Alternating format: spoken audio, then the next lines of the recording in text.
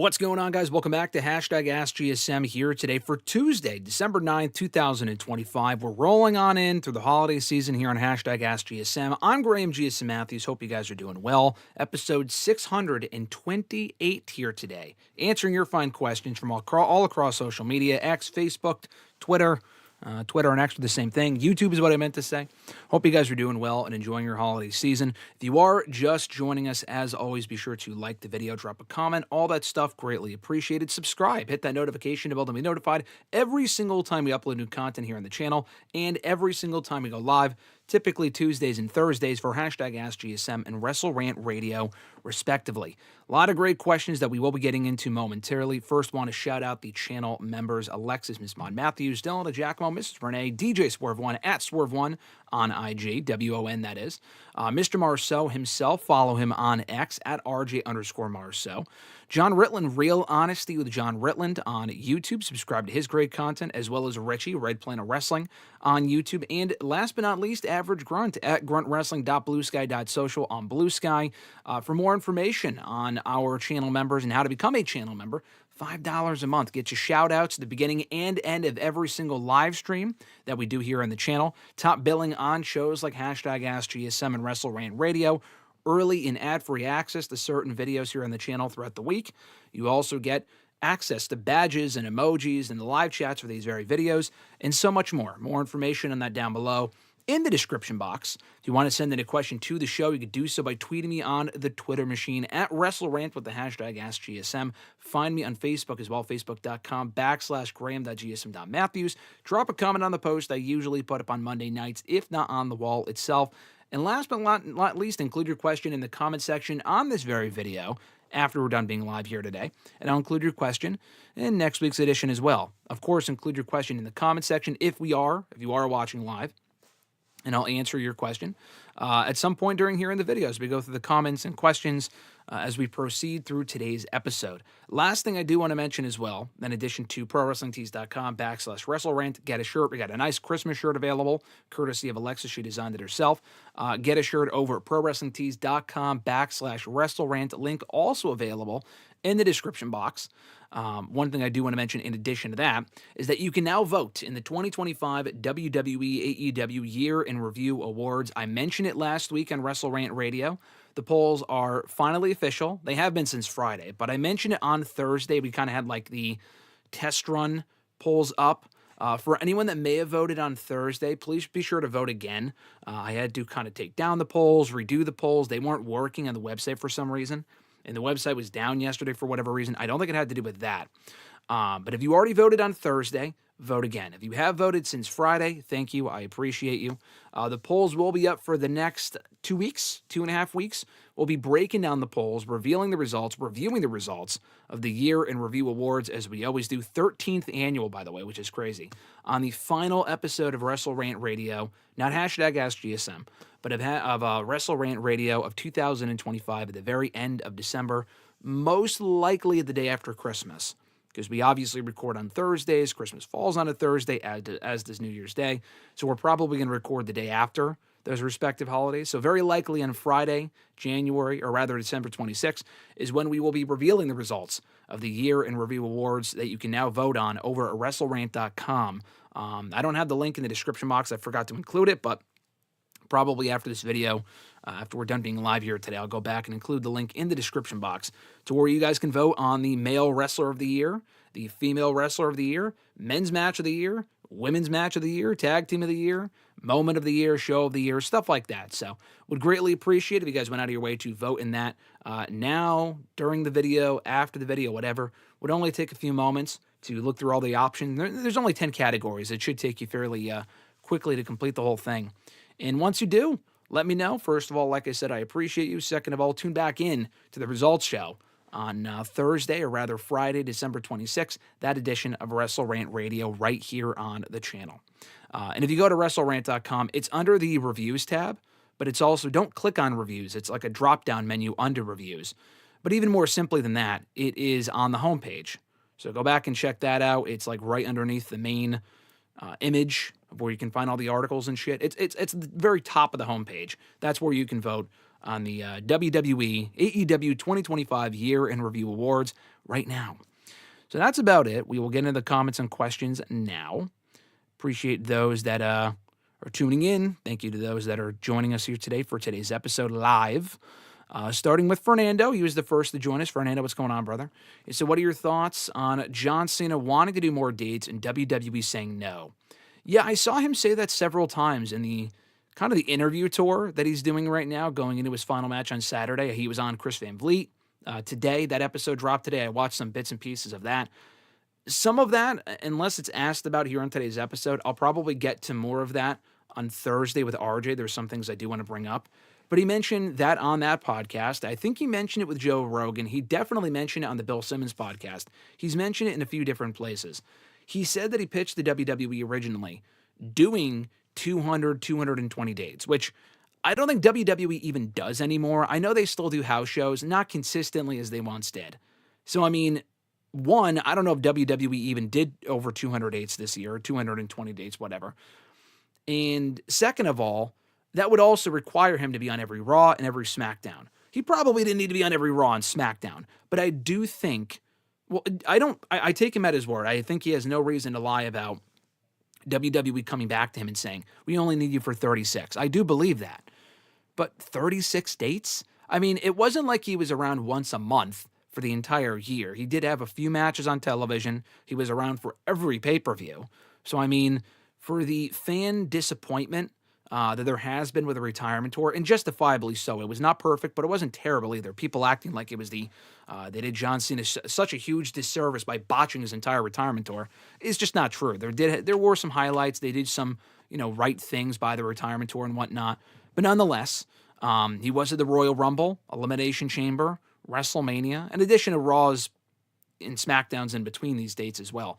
But Chamber, Rumble, Mania, Backlash, the Saturday night's main event, which wasn't really a PLE, but, a special show. Money in the Bank, Night of Champions. I think Evolution was the only pay-per-view. He didn't work this year, but, understandably so. He was at SummerSlam, Clash in Paris, Crown Jewel, WrestlePalooza, Survivor Series. And then the final Saturday night's main event coming up this weekend. So he's done he's done all the big PLEs, except for Evolution, and he's made a lot of dates and appearances on television.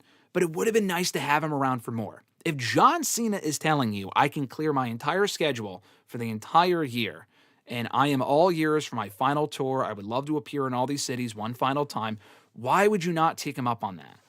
My top takeaway from him saying that is that WWE now is more in the attraction business, where they prefer attractions. And this has been evident for a few years now. Like when Edge's contract came up, and I am happy that he went to AEW. I feel like there was more creatively there for him than if he just stayed in WWE. But he had made it pretty apparent and pretty clear to WWE, I want to work more. I want to do more. I don't want to just come in for a storyline every 3-4 months. You write me off, and then I come back in the Rumble. It was getting into the formula of that happening every once in a while.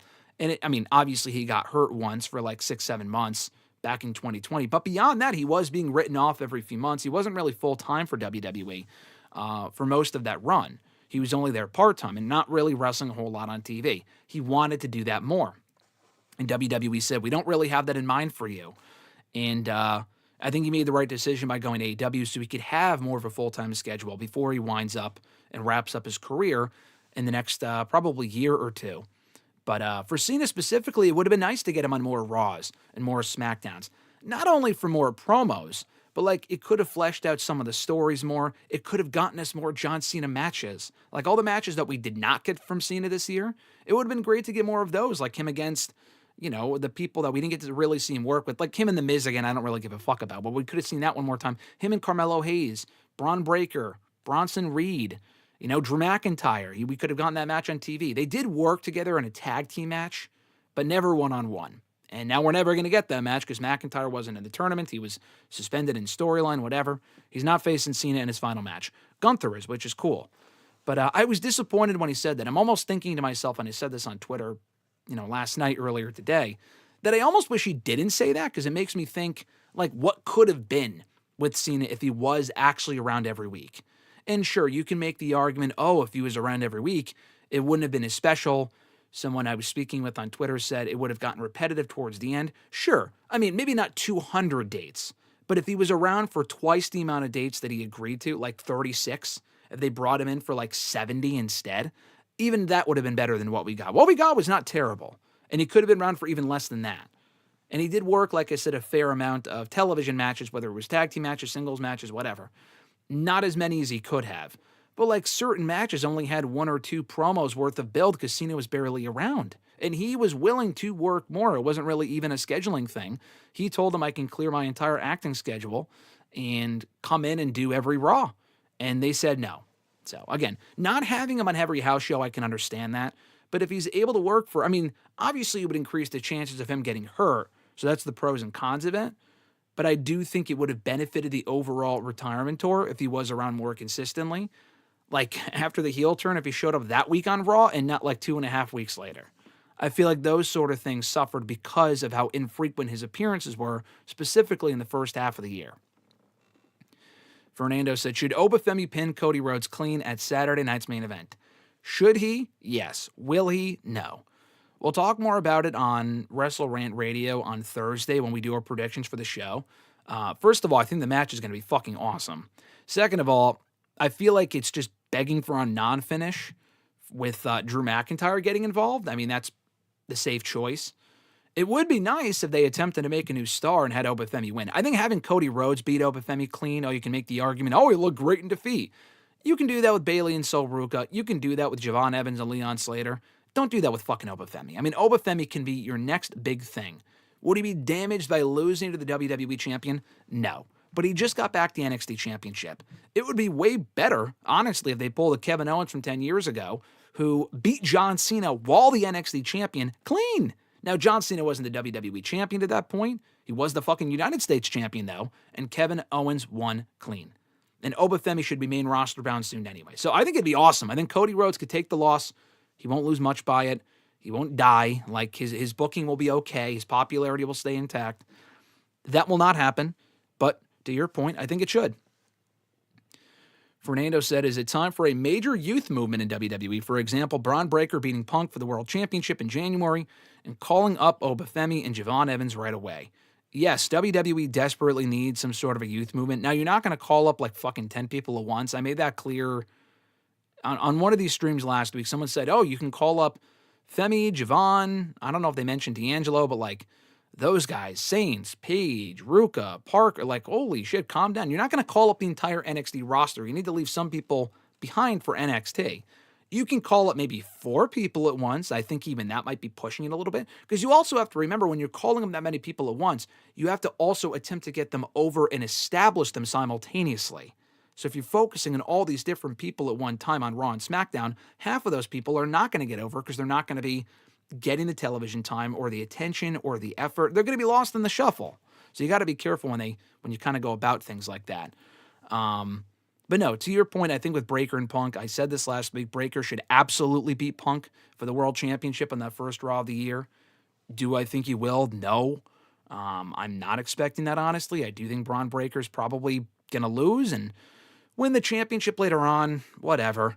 But I would change the championship on that show. I think Cody Rhodes should also lose to a newer face in the not-too-distant future, but at this point, I'm pretty much locked in on him holding that championship till Mania. I've just reserved myself to that idea that's probably going to happen.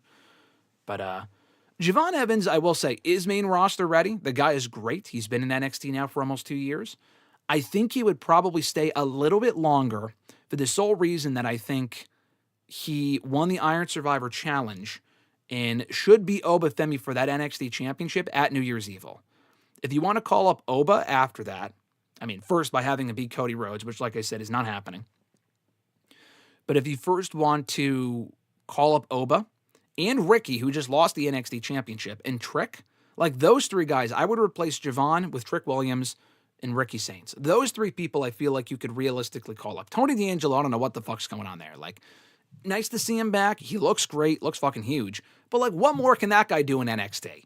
I don't know what you do with him on the main roster, but in NXT, what more can you do with that guy other than utilizing him as an enhancement player for the bigger stars? So I feel like you can move him on up to, and that's just the men. That's not even speaking about the women. But Javon should probably stay at least through Stand and Deliver so he can win the title first and then maybe drop it like a few months later, the following month, whatever. Who he would lose it to, I don't know. Because a lot of the people that should beat him for it are also main roster ready, whether it be Ethan Page, who's already held the championship anyway, Ricky Saints, Obafemi, Trick. They've all held the NXT championship and should be on the main roster already anyway. So I don't even know who would beat Javon. Maybe Joe Hendry, but that would be babyface, and I feel like we need a heel champion next. Fernando also said, I saw Five Nights at Freddy's 2. It's trash. Save your money. And just wait for streaming. Well, we are seeing it later today, most likely. Alexis really wants to see it. We saw the first one. She's a big Five Nights at Freddy's fan. So I've heard conflicting things about the movie, whether it be good, bad, whatever. We're going to see it for ourselves and say. But no, we will not be waiting for streaming in this instance. We're probably going to see it, as soon as later or whatever. But I will give my review on Letterboxd there. Or ask me again on Thursday. I'll give my opinion on the movie by then. Nathaniel, what's going on, brother? Said, hi, everyone. I'm seeing Zootopia 2 today. Enjoy. I hope to see it myself at some point. He also said, my Seahawks are 10-3. I'm happy we're having a great season. I saw earlier that the Chiefs were 6-7. No shit, that's literally what their record is, which is just amazing. And Nathaniel also said, I think Cena versus Gunther main events. No doubt about that. They are absolutely going on last on that show. Or John Cena and Gunther is absolutely main eventing that show. No doubt about it. Richie, what's going on, my man? Hope you're doing well. He said, not my subscription box saying that the stream was still upcoming, but you're already live. Yeah, I think that's weird. I know I started after it said it was going to be live, like I started at 12:15, but it said I would be upcoming at noon. I've done live streams. I've been on live streams before where it says it's still upcoming, but I'm already, like, that person's already live, and I didn't know that until I refreshed the page. I don't know why it does that. It's very weird, but when in doubt, always refresh, click on the video, see what happens. YouTube isn't always the most reliable or consistent. He said, what's up, Chad? He also said, anyone else annoyed with Cena's answers in CVV's interview? This man gave nothing. He's still a heel. Yeah, so I watched the parts of the interview, like I said. I did not watch the whole thing. I saw it drop this morning, and I was curious to see it yesterday, because that's when he said it was dropping. It did not drop yesterday. It dropped this morning instead. And it was a good interview, and it's no fault on Chris Van Vliet, who I think does a great job. It's like fucking night and day, man. I didn't watch the whole thing of Joe Rogan's either, his whole podcast with Cena, but that was way more enjoyable because I feel like he was way more laid back. You just look at Cena, even visually, he looks more laid back with Joe Rogan, who he's probably met him before, but he's never been on a show. He's been interviewed by Chris Van Vliet many, many, many, many times. He's not a corporate guy. He has a very laid back environment. He should be able to be himself around Chris too, among other podcasts. But it feels like the Joe Rogan one was the only one I can remember in recent memory where Cena was very laid back, using curse words. It felt more flowing. It was not the most newsworthy podcast, but he felt more like honest and, like more like, oh, bro, like how Cena actually is behind the scenes or on a tour bus or on a plane, whatever, and not always like in a suit. And he has a lot of, introspective answers, very insightful answers, no pun intended, with Chris's show being called Insight. But he doesn't feel transparent. It feels like he's putting on an act so he doesn't offend anyone. So he doesn't offend the higher-ups in WWE when he trashes the creative process with how certain things were handled. He takes accountability for himself, which I appreciate. But there's a lot of things where he's just like very hands off, like, oh, I don't have an opinion on that. Oh, what if that? I'm not going to, what if this, what if that? Not going to really comment on that because it doesn't really, like he also said, oh, I got to choose my words wisely. Like he has to really think about it because he doesn't want to say how he really feels. Like, for example, I watched the part where Chris asked him about winning the Intercontinental Championship. Cena said in so many words, I did not give a shit about holding that title. And with winning the WWE title, he said, I don't even know if it really said it meant a lot to him. But again, he also prefaced that answer by saying, well, let me choose my words wisely here. If you read between the lines of his answers, with the WWE title one, he makes it sound like, which we've always believed, he was always apprehensive to winning number 17 as to not disrespect Ric Flair in the number 16 that he held. So WWE kind of pushed him to win 17. And then with the Intercontinental Championship, he goes, oh, yeah, it's good for business. I got to bring it on a media tour. He did not give a fuck about winning that title. We've said this for years. He has never given a shit about winning that championship. He didn't talk about, like, oh, the prestige and the other legends that have held it in the past, and I've always wanted to win it, and WWE never gave me an opportunity. He did not give a fuck about winning that Intercontinental Championship. The only thing he mentioned was was him losing it back to Dom and allowing that to elevate Dominic Mysterio and hopefully benefit him. That's it. The championship itself meant nothing to Cena. But the worst part of the interview, and again, had nothing to do with Van Vliet, entirely on Cena, when Van Vliet, to his credit too, really pressed Cena on the question about The Rock's involvement. Because we've been wondering this all year. What happened with The Rock's involvement in that storyline? Was it planned to do more? Was there going to be a match? Which I never really think there was going to be. But Travis Scott's involvement. He goes, Cena literally responded with, who cares? And he said that multiple times. Van Vliet pressed him with multiple questions, saying it wasn't going to lead to anything. Was it supposed to be more than what it was? What were your thoughts in not being there? Cena literally, definitely does not want to offend The Rock or anyone in WWE, because he just kept saying, oh, who cares? What if this? What if that? Blah, blah, blah. I mean, he was a lot more fucking open a year and a half ago when Chris Van Vliet interviewed him the last time. And he was like, oh yeah, if I ever go heel, if I ever went heel, it would have been fun because they really would have gone all out with it. And Van Vliet brought that up in this interview. And he's like, yeah, no, it was just better to, piss off the fans by not giving them what they want. But he was kind of doing that anyway, and I'll talk more about this on Thursday. He was giving them what they want by not changing the song because people love the song. And he was wearing the colors of the city. And he tried to explain that away by saying, I am representing your city better than you are. And I'm like, what the fuck kind of answer is that? I mean, you obviously just wanted to sell shirts. He literally said that in the interview earlier on, that they designed the shirts. He wanted every city that he went to, and there's a lot of unreleased shirts as well. That's what he said. But he had mentioned that he wanted to design a shirt for every city that he went to.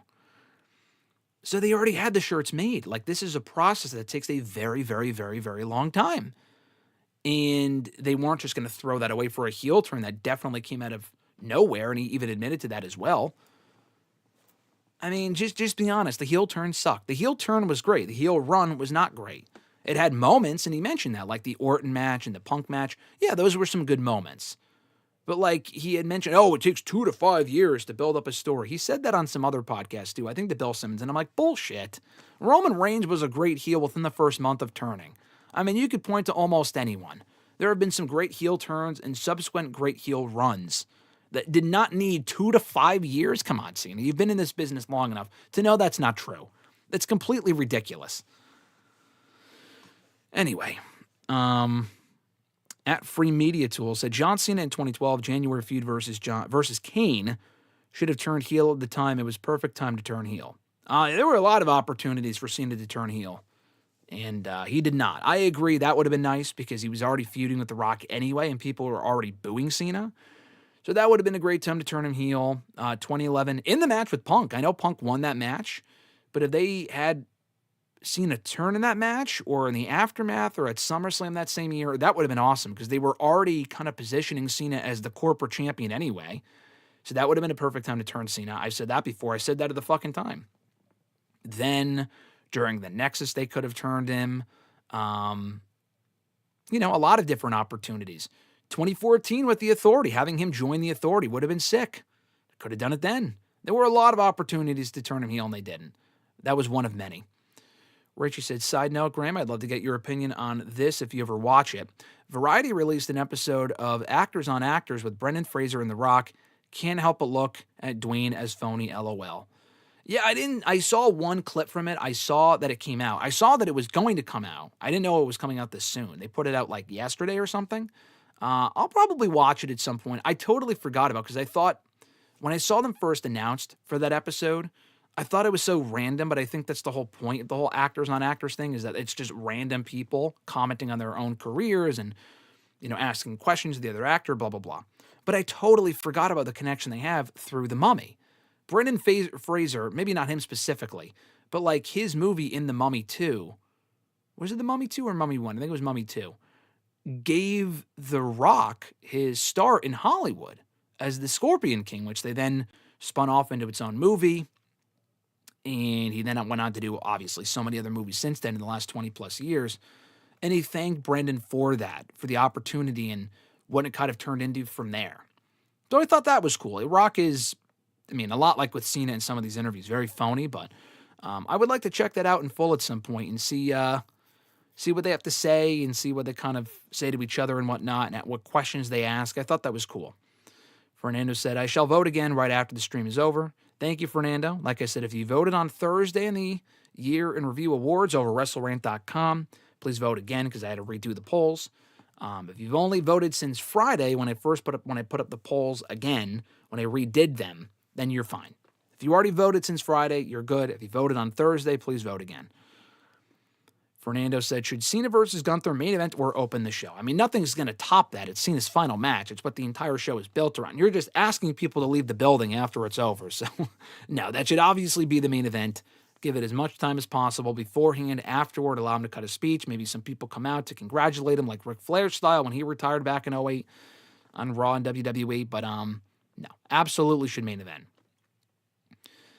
At Free Media Tools said, I really love the feud of JBL versus John. It was such a classic feud. Yeah, I mean, it kind of gave him a start. So, back in 2005. Richie said, underappreciated feud / matches, Umaga versus John Cena. Those guys were out to kill each other. Yeah, I mean, the New Year's Revolution one, I don't really have a lot of memories of. I think I've only seen it once when I reviewed that show many years ago. The Rumble match is excellent, though. That last man standing match with Umaga at the Rumble, and Umaga was made to look great in defeat, and they never really followed up on that properly. He never won a world championship, did Umaga. Cena was kind of the roadblock that he ran into, and then it was kind of all over from there. But the match was great. It's a really, really, really great match. I don't know if it was even really underrated because I think people recognize how great that Rumble match is. But, I mean, I guess compared to, like, the Edge matches or feud, the Orton feud, which is kind of overrated in a way, the Punk feud, the Styles feud, yeah, I think the Umaga one is a bit underrated. I'll give you that. Richie also said, didn't Cena also mention that he physically could not have done the proposed 220-something dates? I guess, as you mentioned, it would have been more promos and segments, but fans would have wanted more. I mean, like I said, he was never going to do 220 because, one, I don't think they even do 220 dates. Second of all, number two, that would have meant him being on every Raw and SmackDown every week, which was not going to happen. That would have been him just being overexposed. 3, like I said earlier, he could have just done more dates, period, and not done every date. Like you said, it would have meant more promos, but that's fine. I mean, he doesn't have to be on every Raw, like I said, but he could have been on way more Raws and shows than he was on this year. People will always want more, but, like, at least we could have got more promos. Some of the feuds that he only had, like, 3 promos with these people. Like, him and Punk only had 3 promos. I mean, that's not enough. I mean, he needed more than that. Cody Rhodes and him, going into SummerSlam, they've only had fucking 1 promo with, like, 1 contract signing. And then he turned babyface randomly 2 days before the show. Or, like, yeah, the day or 2 before his match with Cody at SummerSlam, he turned back babyface on SmackDown, which was fucking ridiculous. The R-Truth feud in the spring, I don't think it had any segments, maybe 1. Like, they built it up at a press conference, I think. A lot of these matches, he was only around once. And I guess you can argue, oh, that's all he needs. The Gunther feud has no promos. Gunther cut one promo last night because they crowned Gunther as the opponent for Cena last Friday on SmackDown. They should have wrapped up the tournament sooner and had Cena around for one more date so they could have had at least one verbal exchange. We're not even getting that. So, again, I'm not saying Cena should have been around the entire time because he would have gotten hurt probably or been overexposed, but he could have been around at least twice as much as he was, especially earlier on during WrestleMania season when he was gone for weeks after the heel turn. He wasn't on any Raws into Elimination Chamber. He was only on 1 Raw before the Rumble. It's not enough. We could have gotten way more television matches out of it too, with all the people that I mentioned earlier. Fernando asks, what grade do I give Deadline? Maybe like a B+. I thought it was one of the better NXT PLEs this year. I thought the Iron Survivor Challenge matches were great. I thought Obafemi and Ricky was really good. The other 2 matches were fine. Ethan Page and Mr. Iguana and Tatum Paxley and Izzy Dame. I thought both matches were good enough. Overall, I thought it was a great show. I really enjoyed the show. One of the better NXT PLEs. We got an NXT Championship changing hands, and the 2 Iron Survivor Challenges felt unpredictable. They were fun as always. So probably a B+, maybe even A-. It wasn't like the greatest show I've ever seen, but it was on par with the other installments of Deadline that were very good. Richie said Ricky Saints needed more build-up with Obafemi to dethrone him initially. It felt too out of nowhere, and Ricky's finisher is also lame. Yeah, that DDT thing, I think he only hit that on Oba because he was doing the Rochambeau or whatever it's called in AEW. I don't know if that finishes people in NXT. I feel like it does. I think that is his finisher in NXT, but he can't hit it on Oba because he's significantly bigger than he is. I think he hit it on a Powerhouse Hobbs, but Oba might be bigger than Hobbs. Anyway, whatever he beat Femi with felt random back in No Mercy. And like you said, that needed more build-up. I think that was only done, honestly, to not even necessarily shock people, but also to just give Saints a run with the championship, albeit briefly, before he lost it back to Oba. Ideally, I probably would have just kept the belt on Oba for a year before he lost it to Javon, because when Javon very likely wins it at New Year's Evil, Oba would have only held it for a month before losing it to Javon. I feel like Javon being the one to finally conquer Oba would have been a better moment had Oba not just lost clean and No Mercy, but not that big of a deal. Ricky got a big win out of it, a title reign for a few months, had a couple quality matches with Trick Williams, so it's not that big of a deal. Richie also said Javon would benefit from a title run in NXT first. Lots of talent that's called up that did that did not and should have a run with the NXT Championship, he means. Can't deplete NXT of all their stars too soon. No, I agree with that. I think Javon, it doesn't necessarily need the NXT title, but he's been so close a few different times now. It would make for an amazing moment. They've told this great story with him and Oba. He couldn't beat him at Stand and Deliver in the Triple Threat. Couldn't beat him one-on-one in that great match at Heatwave that I was there for with RJ. And now they're going to run it back again at New Year's Evil, and I feel like that's finally where he beats Obafemi on the one-year anniversary of when Femi beat Williams in that Triple Threat match. It turned into a Triple Threat. It was not a Triple Threat originally with him and Eddie Thorpe and whatever. That was where Femi won the championship the first time. So on the one-year anniversary of that, him losing the belt during his second run to Javon, I feel like makes a lot of sense. Richie said, do you see WWE trying to poach Leon Slater next from NXT? Oh, absolutely. Whenever Slater's deal is up in TNA, I don't know when that is, they are absolutely fucking signing him. They are putting this man, he's been on NXT quite a bit, but in addition to that, like he was on the Gold Rush show, cool, like he got an NXT tag team title opportunity. In addition to that, he was at Deadline, in the main event of Deadline, a TNA talent in the main event of an NXT PLE, with the winner getting a shot of the NXT Championship. And not only that, he is now on Saturday Night's Main Event, which isn't even an NXT show. Like, they are using him from TNA to compete on a WWE, what is basically a WWE PLE. That's incredible. So they're absolutely going to go the Joe Hendry route with Slater and take him as soon as he's free. They kind of did that with Jordan Grace. They did it with Joe Hendry. Leon Slater is next. Inevitably, undoubtedly, he is next. Millennial Noob is joining us. He said, good morning, everyone. Good morning, Noob. Hope you're doing well. Fernando said, did Bret Hart burn his bridge with WWE for good with everything he's been saying about Triple H and other WWE stuff this year?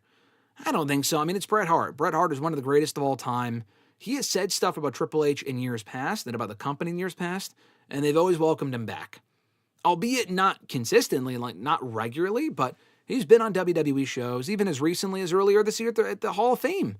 His match with Stone Cold was inducted into the Hall of Fame. He's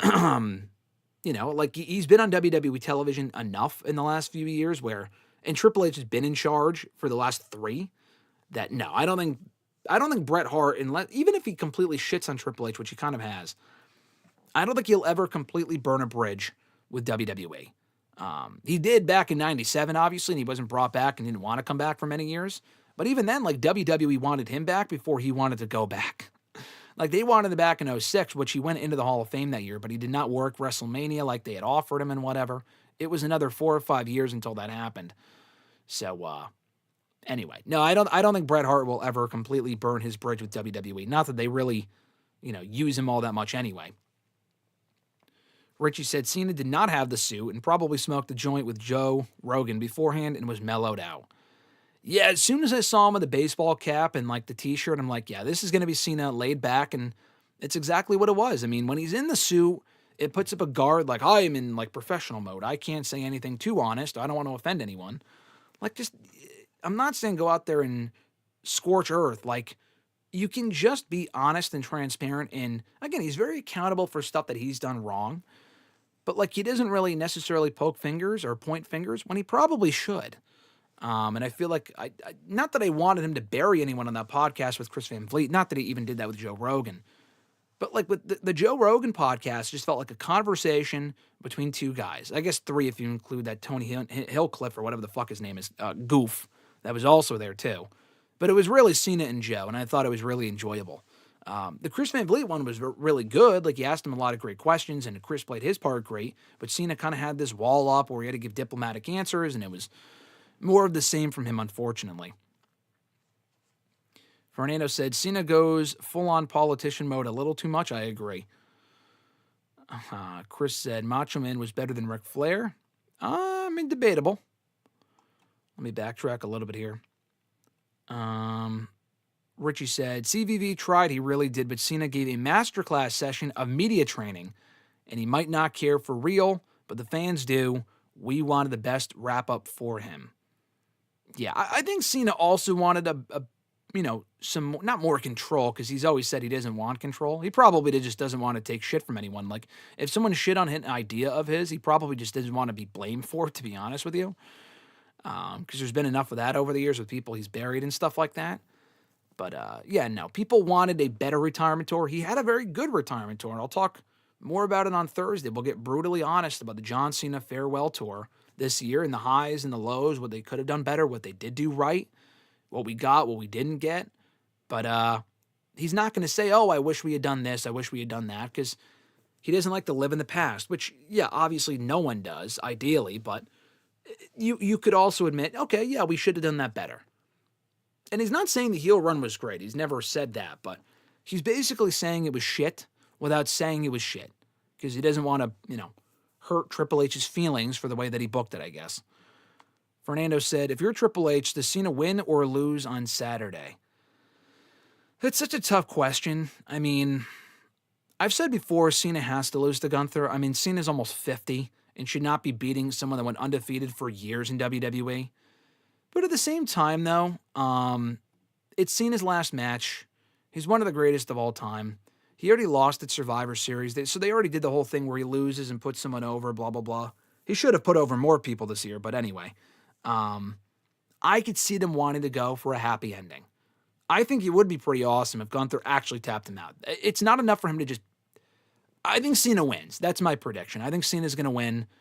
I don't think Gunther taps him out. That would be awesome if he does. That would be huge.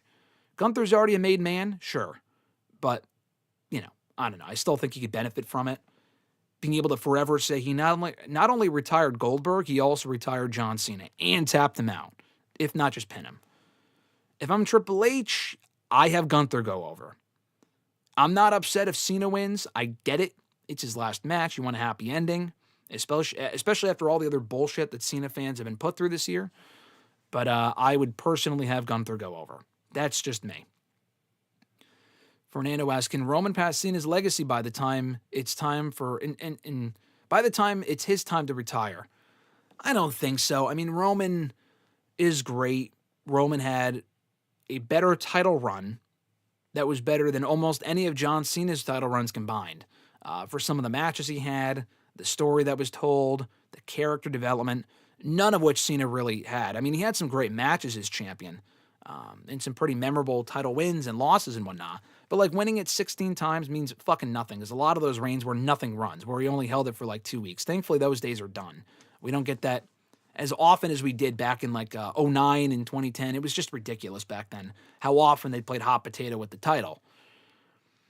But Roman just doesn't have the same, not appeal, but like Cena was the face of WWE during a period where it was really hot, and also during periods where it was not, and it was garbage.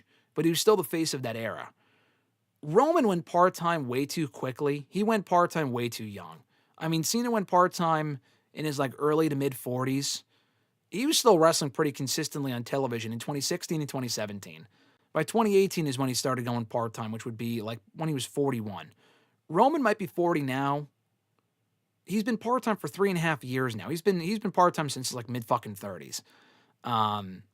And he's been the guy for WWE. Cody Rhodes is kind of the guy now, but Roman was never really making the media rounds the same way that Cena was, getting his name out there with movies. Like Cena was in The Marine. People still talk about The Marine, not for being a great movie, but growing up on The Marine and stuff like that. It was just a different time, and Cena just has more worldwide mainstream appeal than Roman Reigns does. That's just a fact.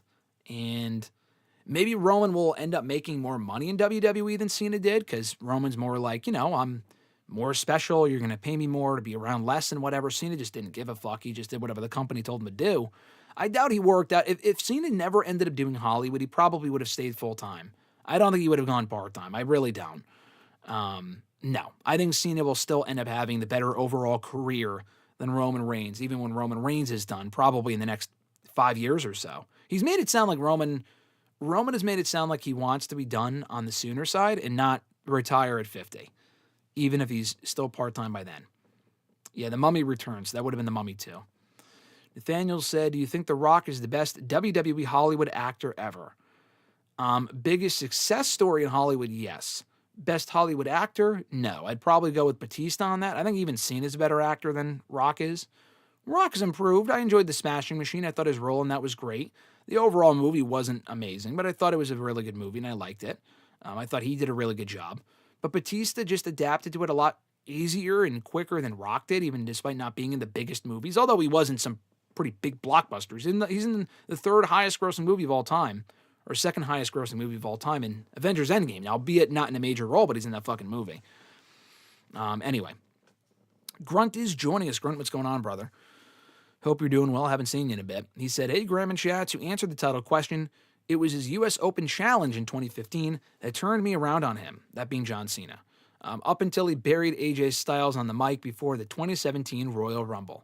I remember that promo. It was a very dumb promo. But yeah, that was a great period for Cena. I'll get to that in a little bit as far as when people stopped hating on John Cena. It's one of the questions that we have here today to answer.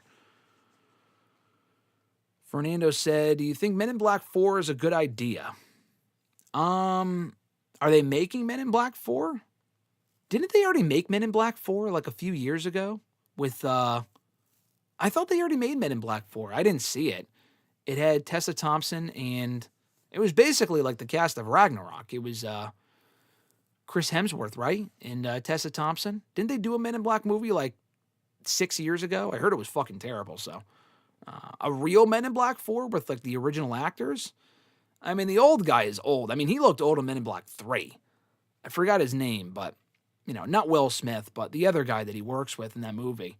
He looked old in Men in Black 3, and I really liked Men in Black 3. I think that was a good way to kind of close it off. And even that movie was made years after all the other ones were. Nathaniel asked, Bully Ray said The Rock should call out Cena after his match on Saturday for a match at WrestleMania 42. Well, that's because that's why Bully Ray's not in creative, because he's a fucking idiot. And, he has his ideas, and he's, he's a legend, and he's had an accomplished career, but he's also had a lot of stupid takes, too. I honestly think half of the stuff that he says, he doesn't honestly believe. Genuinely, because why the fuck would they do that? That makes no sense. Why would we even want to see Cena in Rock 3 at this point? That makes no sense. No, that's not happening. I think he just says dumb shit to get a reaction, because people might not listen to his opinions otherwise on his show. Grunt said, Umaga versus Cena is my favorite last man standing match, and it's not even close. Well, there you go. It is a great last man standing match. It's not my favorite. I don't know what would be my favorite. It's not that one, but that is a top one. That's a great one for sure. Fernando asked, what are your thoughts on the planned hostile takeover by Paramount to buy Warner Brothers after Netflix won the bidding war for it? Yeah, that whole situation's a mess. I think it probably will stay with Netflix. I see a lot of people saying, oh, it's illegal, and it probably indefinitely is, the whole thing with Netflix and Warner Brothers, and it kind of creates a monopoly and whatever. But, I mean, it hasn't happened illegal shit from happening in this country before. I mean, look at the state of the country that we're in right now. I mean, I would not be shocked if this sticks. I honestly don't see it changing. I really don't. It probably would be better for Paramount to buy Warner Brothers, just because they would ensure that their movies will stay in theaters for longer. And, there's a whole argument about the whole Netflix Warner Brothers thing. And I am on the side of, one, let's not create a monopoly. And two, you're basically killing movie theaters. And granted, movie theaters can be expensive, but I like the idea of movies being in theaters for more than 2 weeks, Because they're on streaming 2 weeks later, yeah, you're paying less money, but you're also getting the experience of seeing it in a theater, which I guess you could if it's still in theaters after 2 weeks, but they could eventually go back on that and just not put them in theaters at all. I mean, that eventually could be the future for Warner Brothers movies if they, if they stay with Netflix. So I think they will stay with Netflix, but the whole war going on right now, it's interesting to follow. I'll say that much. Fernando said, what are the Cena matches that we never got but should have? I mentioned this in a video. I did a whole video about it last week on WrestleRant Ranks, so go back and check that one out. Or maybe it was last month. But I did a whole video on this, so go back and check it out. For matches that were logical, that could have happened. I'm not talking like Cena and Stone Cold. Cena and Stone Cold was never happening. Stone Cold retired within Cena's first year in WWE. And Stone Cold only came back for one match, and that was in 2022, and it should not have been Cena as his opponent. Like Cena Goldberg, Cena Sting, those were matches they could have done but did not, and that's fine. To me, like the one match I really, really wanted to see, and more so for the feud and not even necessarily the match itself, was Cena and Samoa Joe. Now, they had a quick, fleeting interaction on Raw after SummerSlam in 2017 that led into a tag team match with Cena and Roman versus Joe and Miz. That was it, though. They had matches on, like, house shows and shit, but on television, they never actually had a full one-on-one match. And what sucks about that is that they had history dating back to the independent scene over a decade earlier, almost 2 decades earlier. And the promos, like, referencing that and the careers they had would have been awesome. But they never did it, and Joe was hurt a few times, but they did have opportunities to do that match, and they just never did. So that's my biggest Cena match that I wish we did get, but never did. At least we got Cena AJ, Cena Owens, like Cena Cody, modern day Cody, Cena Punk again. Cena faced pretty much everyone, to be honest. Every top star that has come through WWE, him and Roman, him and Ambrose, him and Rollins, Zayn, Owens, Styles. Joe was like the biggest one that we probably did not get. We got everyone else. LA Knight would have been nice, if only for the matches, or rather for the promos, like I said. But that's it. That's it. There really aren't a whole lot of Cena matches that I wish we did get. There were some that I wish that would have been nice if we got it. Some of which, like, again, him and Sting, I wasn't clamoring for. It would have been cool to get. But him and Joe, I was really looking forward to, and we never got it. Red Planet Wrestler, or Richie said, I'm seeing the usernames here, so it's confusing, but I know it's Richie. Richie said, would Javon winning make him the youngest NXT champion? I think it would. I think Bo Dallas is currently the youngest NXT champion of all time. I think when he won the belt, he was 24. So yeah, if Javon wins the championship, I think he would become the longest, or rather youngest reigning NXT champion of all time for that championship. Like Roxanne won the women's title younger than Javon. I'm pretty sure. So, yeah, I think he would be the youngest NXT champion of all time. Nathaniel said Cena versus Hogan we never got. Yeah, I mean, that was another one that I guess could have technically happened. There were rumors of it happening at WrestleMania 25. But even then, though, like, they weren't close. I guess they could have done it in, like, 05 when Cena was on the rise and Hogan was still wrestling at that point, facing Shawn and Orton, among other people. They could have done it. How great of a match it would have been, I don't know. Probably not that great. By 09, it would have been probably pretty fucking terrible. But 05, 06, I think it could have still worked. Richie said, but Graham, Brett said Shawn and Vince were lovers. I know. I mean, I'm not even necessarily debating that. I'm not going to argue with Bret Hart, who was there and would know better than I do. But that whole shit was really funny. Tom, what's going on, brother? He said, what's up, my guy? Not much, Tom. Thank you for joining us. Tom, by the way, I put this on the community tab. Last week, I was on his podcast a while ago, but he published the podcast this past week, and it was a very fun conversation talking about my fandom, wrestling media, stuff like that. So check it out when you get a chance over on his channel, Tom Talks Rubbish. I appreciate him having me on. Nathaniel asked, what was Cena's worst title reign? I did a whole article about this, cheap plug, for Bleacher Report last week, ranking every world title run that John Cena had in WWE. All 17 of them. Went up last Wednesday, I think. The worst one was obviously the one that lasted like 5 minutes. And that was Elimination Chamber 2010. When he was beaten within minutes of winning the championship in that Elimination Chamber match. He was beaten immediately for the belt by Batista, which led into the WrestleMania match with Batista facing Cena. So, yeah, that would have been the worst run forgettable because it only lasted mere minutes. But technically, if you want to go off of actual runs, that was a run, and it was the worst one. I mean, he also had runs that were like 2 weeks. Like when he beat AJ Styles for the WWE title at Royal Rumble 2017 to get number 17, that was a big deal. What people forget about, he lost that championship 2 weeks later inside Elimination Chamber. A great Elimination Chamber, but he lost the belt immediately afterwards. So that also is not necessarily a great run. Let's backtrack a little bit here. Richie said tag team champion with David Otunga. Yeah, I guess for any championship, I would still go with the WWE title one. Because at least the David Otunga, those two becoming tag team champions together, was still furthering the story. But they did win the tag titles of bragging rights, and they had to lay down for other Nexus members in Slater and Gabriel the very next night. That would also be considered a terrible title run. Honestly, even worse than that tag title run was the one that he had with The Miz. Yeah, The Miz and Cena were technically, not even technically, they were tag team champions together. And they won the tag titles from Slater and Gabriel in early 2011. I think that same run where Slater and Gabriel won the belts in late 2010. They beat him for the belts, I think on the Raw after Elimination Chamber, and then lost the belts right back to them like 10 minutes later. And that would definitely be a worse run than even the David Otunga one, because that one just made no sense and was a complete waste of time. Fernando said, will we see Jericho return at the Rumble for sure? I mean, nothing's ever guaranteed. There's still a chance he stays in AEW for maybe more money or more creativity, a longer run. WWE might just want to retire Jericho and be done with him. Jericho might want to wrestle more than that, but it's like, dude, you're almost fucking 55. Wrap it up. We see Cena saying, oh, I don't want to wrestle past 50. Jericho's out here at 55. AJ Styles has said the same thing. He's 55 as Jericho. He's got to wrap it up. He's getting to the point where he's becoming a parody of himself.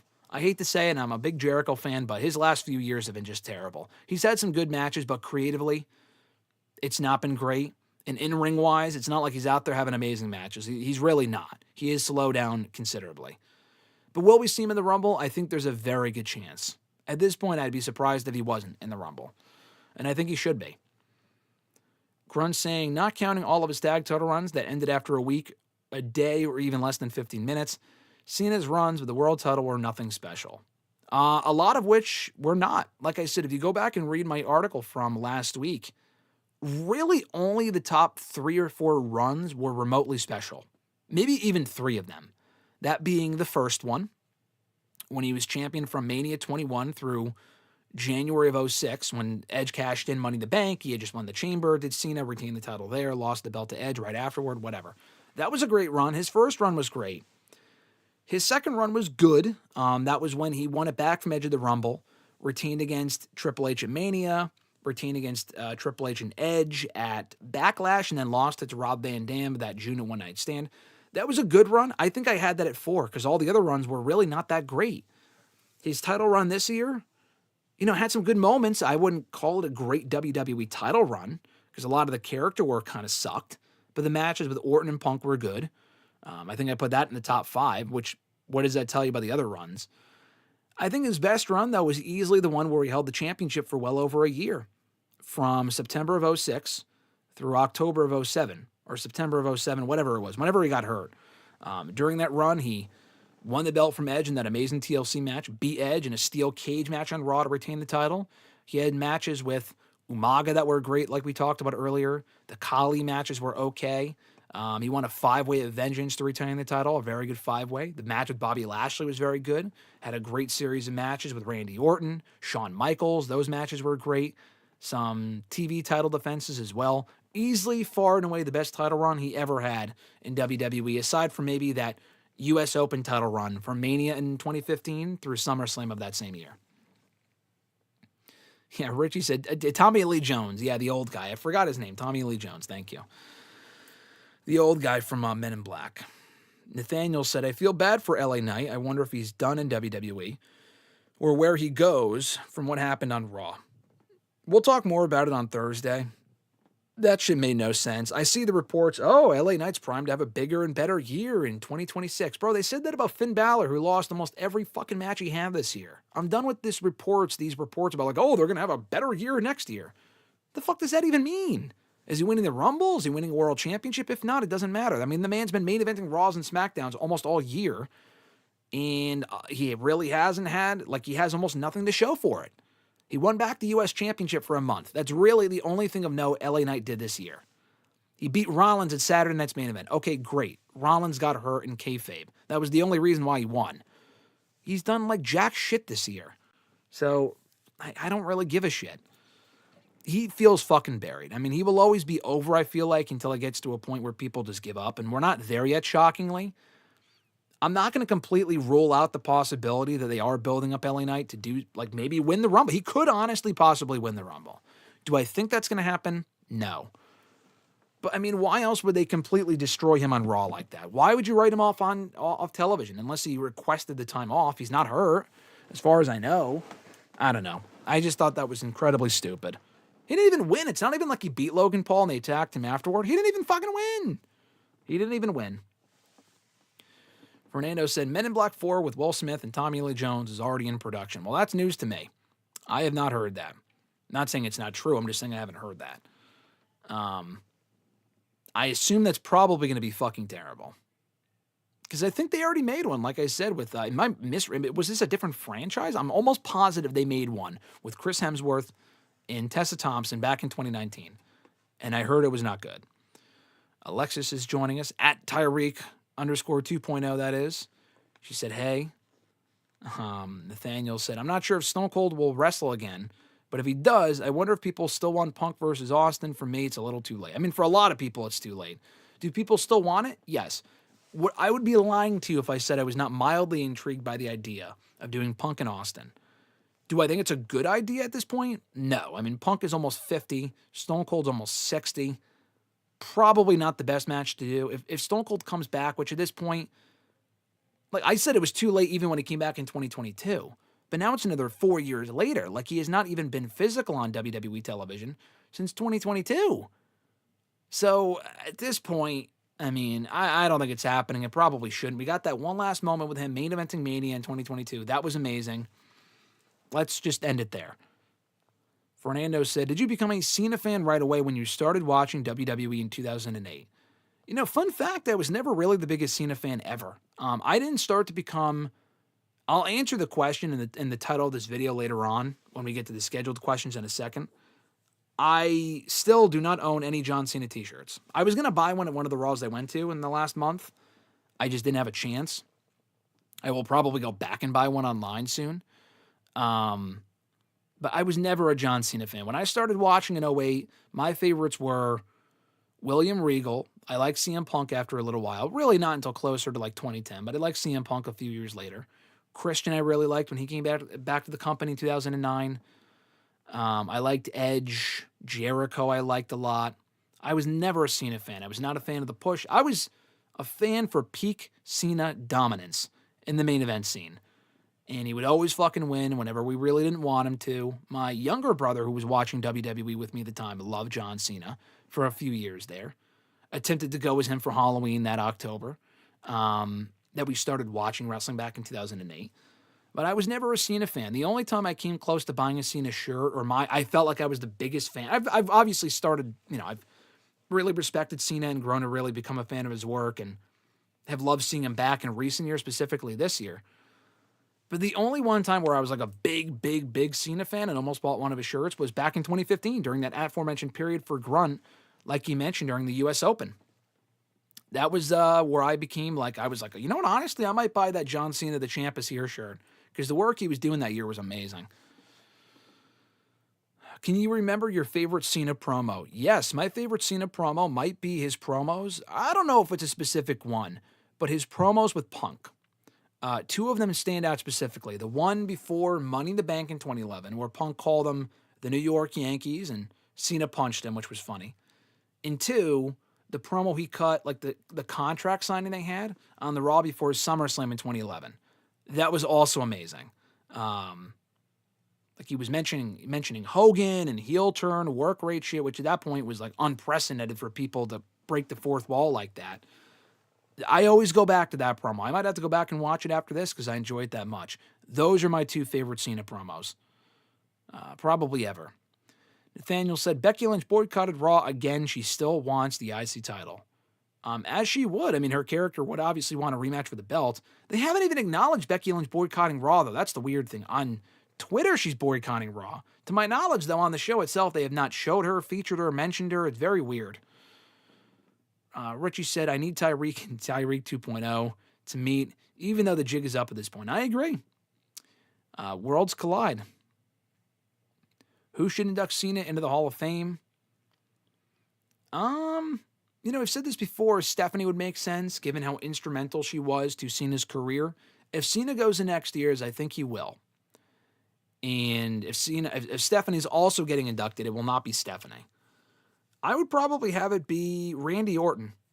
Honestly, Randy Orton or Kurt Angle. They were two people that were very close to the career of John Cena, very instrumental. Orton, I know he's friends with. So, yeah, probably. I mean, Punk would be great, but it's probably not going to be Punk. I would go either Orton or Angle. People have said Punk or Edge. It's not going to be fucking Edge. AJ, yeah, he was a great rival of his, not his greatest rival. Rock, no. Rock would just be to get a big name over there to have him induct Cena. It really should be either Orton or Angle, in my opinion. I think Cena inducted Angle, so it would make sense if he did the favor for him. Nathaniel said, did you know if Edge had not retired him, and Christian would have won the tag titles versus Omega and Gabriel on SmackDown in 2011? You mean, not Omega. You write Omega like it's fucking Kenny Omega. You mean Slater and Gabriel? I don't know if they would have won the tag titles. I don't know if that was ever the plan. Did he say that? Has that been confirmed somewhere? If Edge did not retire, he probably would have lost the World Championship at Extreme Rules to Del Rio. And I think Christian probably would have turned on Edge at some point. Christian may have turned on Edge that spring, and Del Rio would have won the belt because Christian turned on Edge. I think that's more likely. I don't know if they would have won the tag titles. That would have been cool, but I don't think that was... I remember it being advertised at one point. I remember it being advertised that Edge and Christian were supposed to face Slater and Gabriel for the tag titles on SmackDown in 2011. I remember that being advertised for a SmackDown, but then it either didn't happen or they just changed the advertising and the match was scrapped and they never acknowledged it again. So, other than that, I don't think they were ever going to win the tag titles. Richie said, LA Knight is slowly being primed in 2026 to become the new Dolph Ziggler. His new gimmick name, once he leaves WWE, will be Knight Ziggler, and he'll tag with his brother Love on the Indies. Exactly, I agree with all of that. LA Knight is slowly shaping up to be the next Dolph. I hate to say it, but you were absolutely right. He is still over, more over than Love Ziggler, our friend, our dear friend of 2025. One of the best things to come out of these streams in 2025 is indeed Love Ziggler. But, yeah, he is well on his way to becoming the next Dolph. That is for sure. Fernando said Men in Black International. That was Men in Black 4. So does that not count as Men in Black 4? Was that a fucking spinoff? And now we're technically getting Men in Black 4? It's stupid. It's been 25 years. It's time to hang it up. Tommy Lee Jones looks like he could croak at any moment. Like the guy, enjoy him as an actor. He's fucking old. Let him rest. AJ Watson said, do you prefer Cena versus Punk 2013 Raw or Money in the Bank 2011 as their best match? Great question. I think their best match, I know a fellow writer from Bleacher Report, I think it was Eric Beeston, did Punk's best or Cena's best matches ever and put their Raw match as number one. It is a better wrestling match, but the Money in the Bank match to me is number one because of the build-up, because of the atmosphere, because of the finish, the aftermath, the drama, suspense, the action. The action in the Raw match was more crisp. It was a better wrestling match with less bells and whistles. I think the Money in the Bank match is better for the overall package. And I've seen that match more overall plenty of time. And I've seen the Raw match a lot too, but I've seen that Money in the Bank match more. So I would go with the Money in the Bank match as their best. But the Raw match is their best. It depends on what you're looking for. For best actual match, it's that match. But the best overall match for package, build-up, hype, everything is that match from 2011's Money in the Bank pay-per-view, in my opinion. WWE's first 5-star match in many, many years. Richie said New York Yankees promo was right before Night of Champions 2012, wasn't it? It was not. When Punk called him, "You're not the Boston Red Sox, you're the New York Yankees," Cena punched him. That was before SummerSlam in 2011. I'm sorry, before Money in the Bank in 2011. Night of Champions 2012 was in Boston, and Punk went on to wear the Yankees gear at that pay-per-view. He just talked about that in a video WWE put up last week or whatever. I know what you're talking about. They may have brought it up again, but the first instance of Punk calling him the New York Yankees and Cena punching him was on the last Raw before Money in the Bank in 2011. Because, like, Vince was there, he was on the stage, and Punk got all upset and left. After all the shit that Punk talked, that was really what blew Cena over the edge. It was just funny. But no, that was 2011, definitely not 2012. Although they may have said it again in 2012. Richie said, was that the one in Canada where Cena spoke French and popped the crowd too? That was 2012. That was not 2011. I know what you're talking about there. That's 2012. The other one, at least the first instance of it that I'm talking about was 2011. Nathaniel said, I remember seeing Dolph lose every match. It was crazy. And it wasn't like, I mean, Dolph didn't lose every match, but the matches that he did win, there would be no follow-up. Like, he won the World Heavyweight Championship in one of the greatest Raw moments ever. And he got hurt, but, like, they took the belt off of him immediately and never put it back on him. I mean, that was a complete joke. So, like, anytime he got a big moment, he did win matches, they would never follow up. Never followed up on that. They never followed up in the Authority win. In 2016, he faced Ambrose for the WWE title at SummerSlam in a kind of a lackluster match. Didn't really follow up on that. He did go on, like, he beat Miz for the Intercontinental Championship in that great feud, that great match at No Mercy in 2016. Lost the belt 2 weeks later, back to Miz. Didn't get it back until 2018. But, yeah, anytime he would win a big match, the follow-up would be either non-existent or just terrible. Noob said the women's tag team division is on fire, but the Kabuki Warriors as champions, their run is underwhelming. A majority of their run is Kairi Sane eating the pin for Asuka every week. Yeah, I mean, they only won the belts a month ago, so, I mean, it's kind of too soon to say what kind of grade their tag title run. I don't think they've even had any tag title defenses since they won the belts back in November, so. They have a lot of challengers, I'll say that. They have Rhea and Io waiting in the wings, Nia and Lash, Alexa and Charlotte, the Judgment Day, Bayley and Lyra. They have a pretty healthy women's tag team division, now more than ever.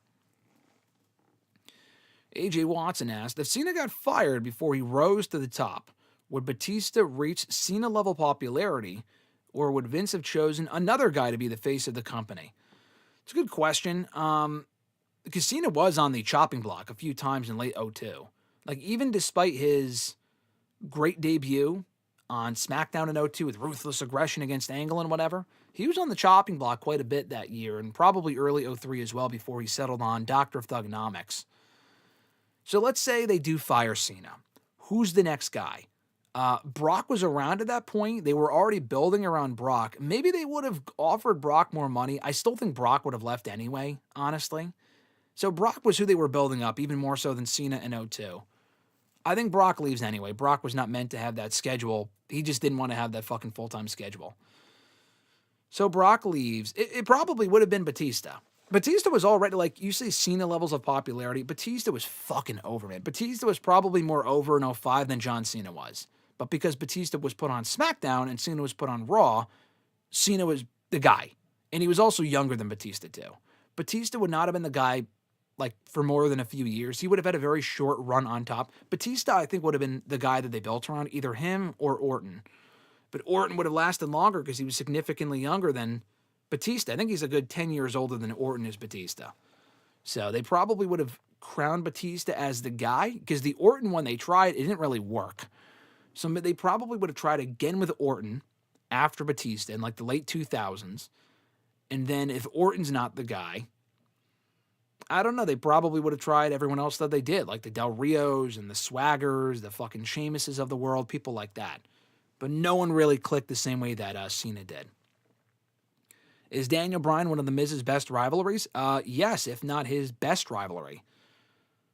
It's definitely not Daniel Bryan's best feud, but one of Daniel Bryan's best feuds was with the Miz.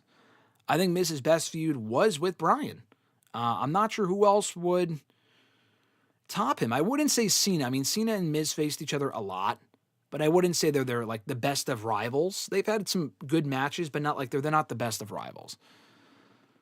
Dolph and Miz had a lot of great matches in 2016 and 2014. It's not Miz's best feud or best rival, but whatever. I would probably say Daniel Bryan was Miz's best rival for their feud in 2010. The matches they had in 2018, the interactions they had in 2016. I would probably go Bryan as Miz's best rival because I'm not sure who else would be on that list. Kofi, like he's had a lot of matches with people like the Kofis and the fucking Zigglers and Barrett, Sandow, whatever, but none of them were really all that great. I would probably say it was Daniel Bryan. Chris says, rest in peace to Mr. Electricity, Steve Regal, a former AWA World Light and AWA World Tag Team Champion. I mean, I see Steve Regal, and I'm thinking you're talking about William Regal. Don't scare me.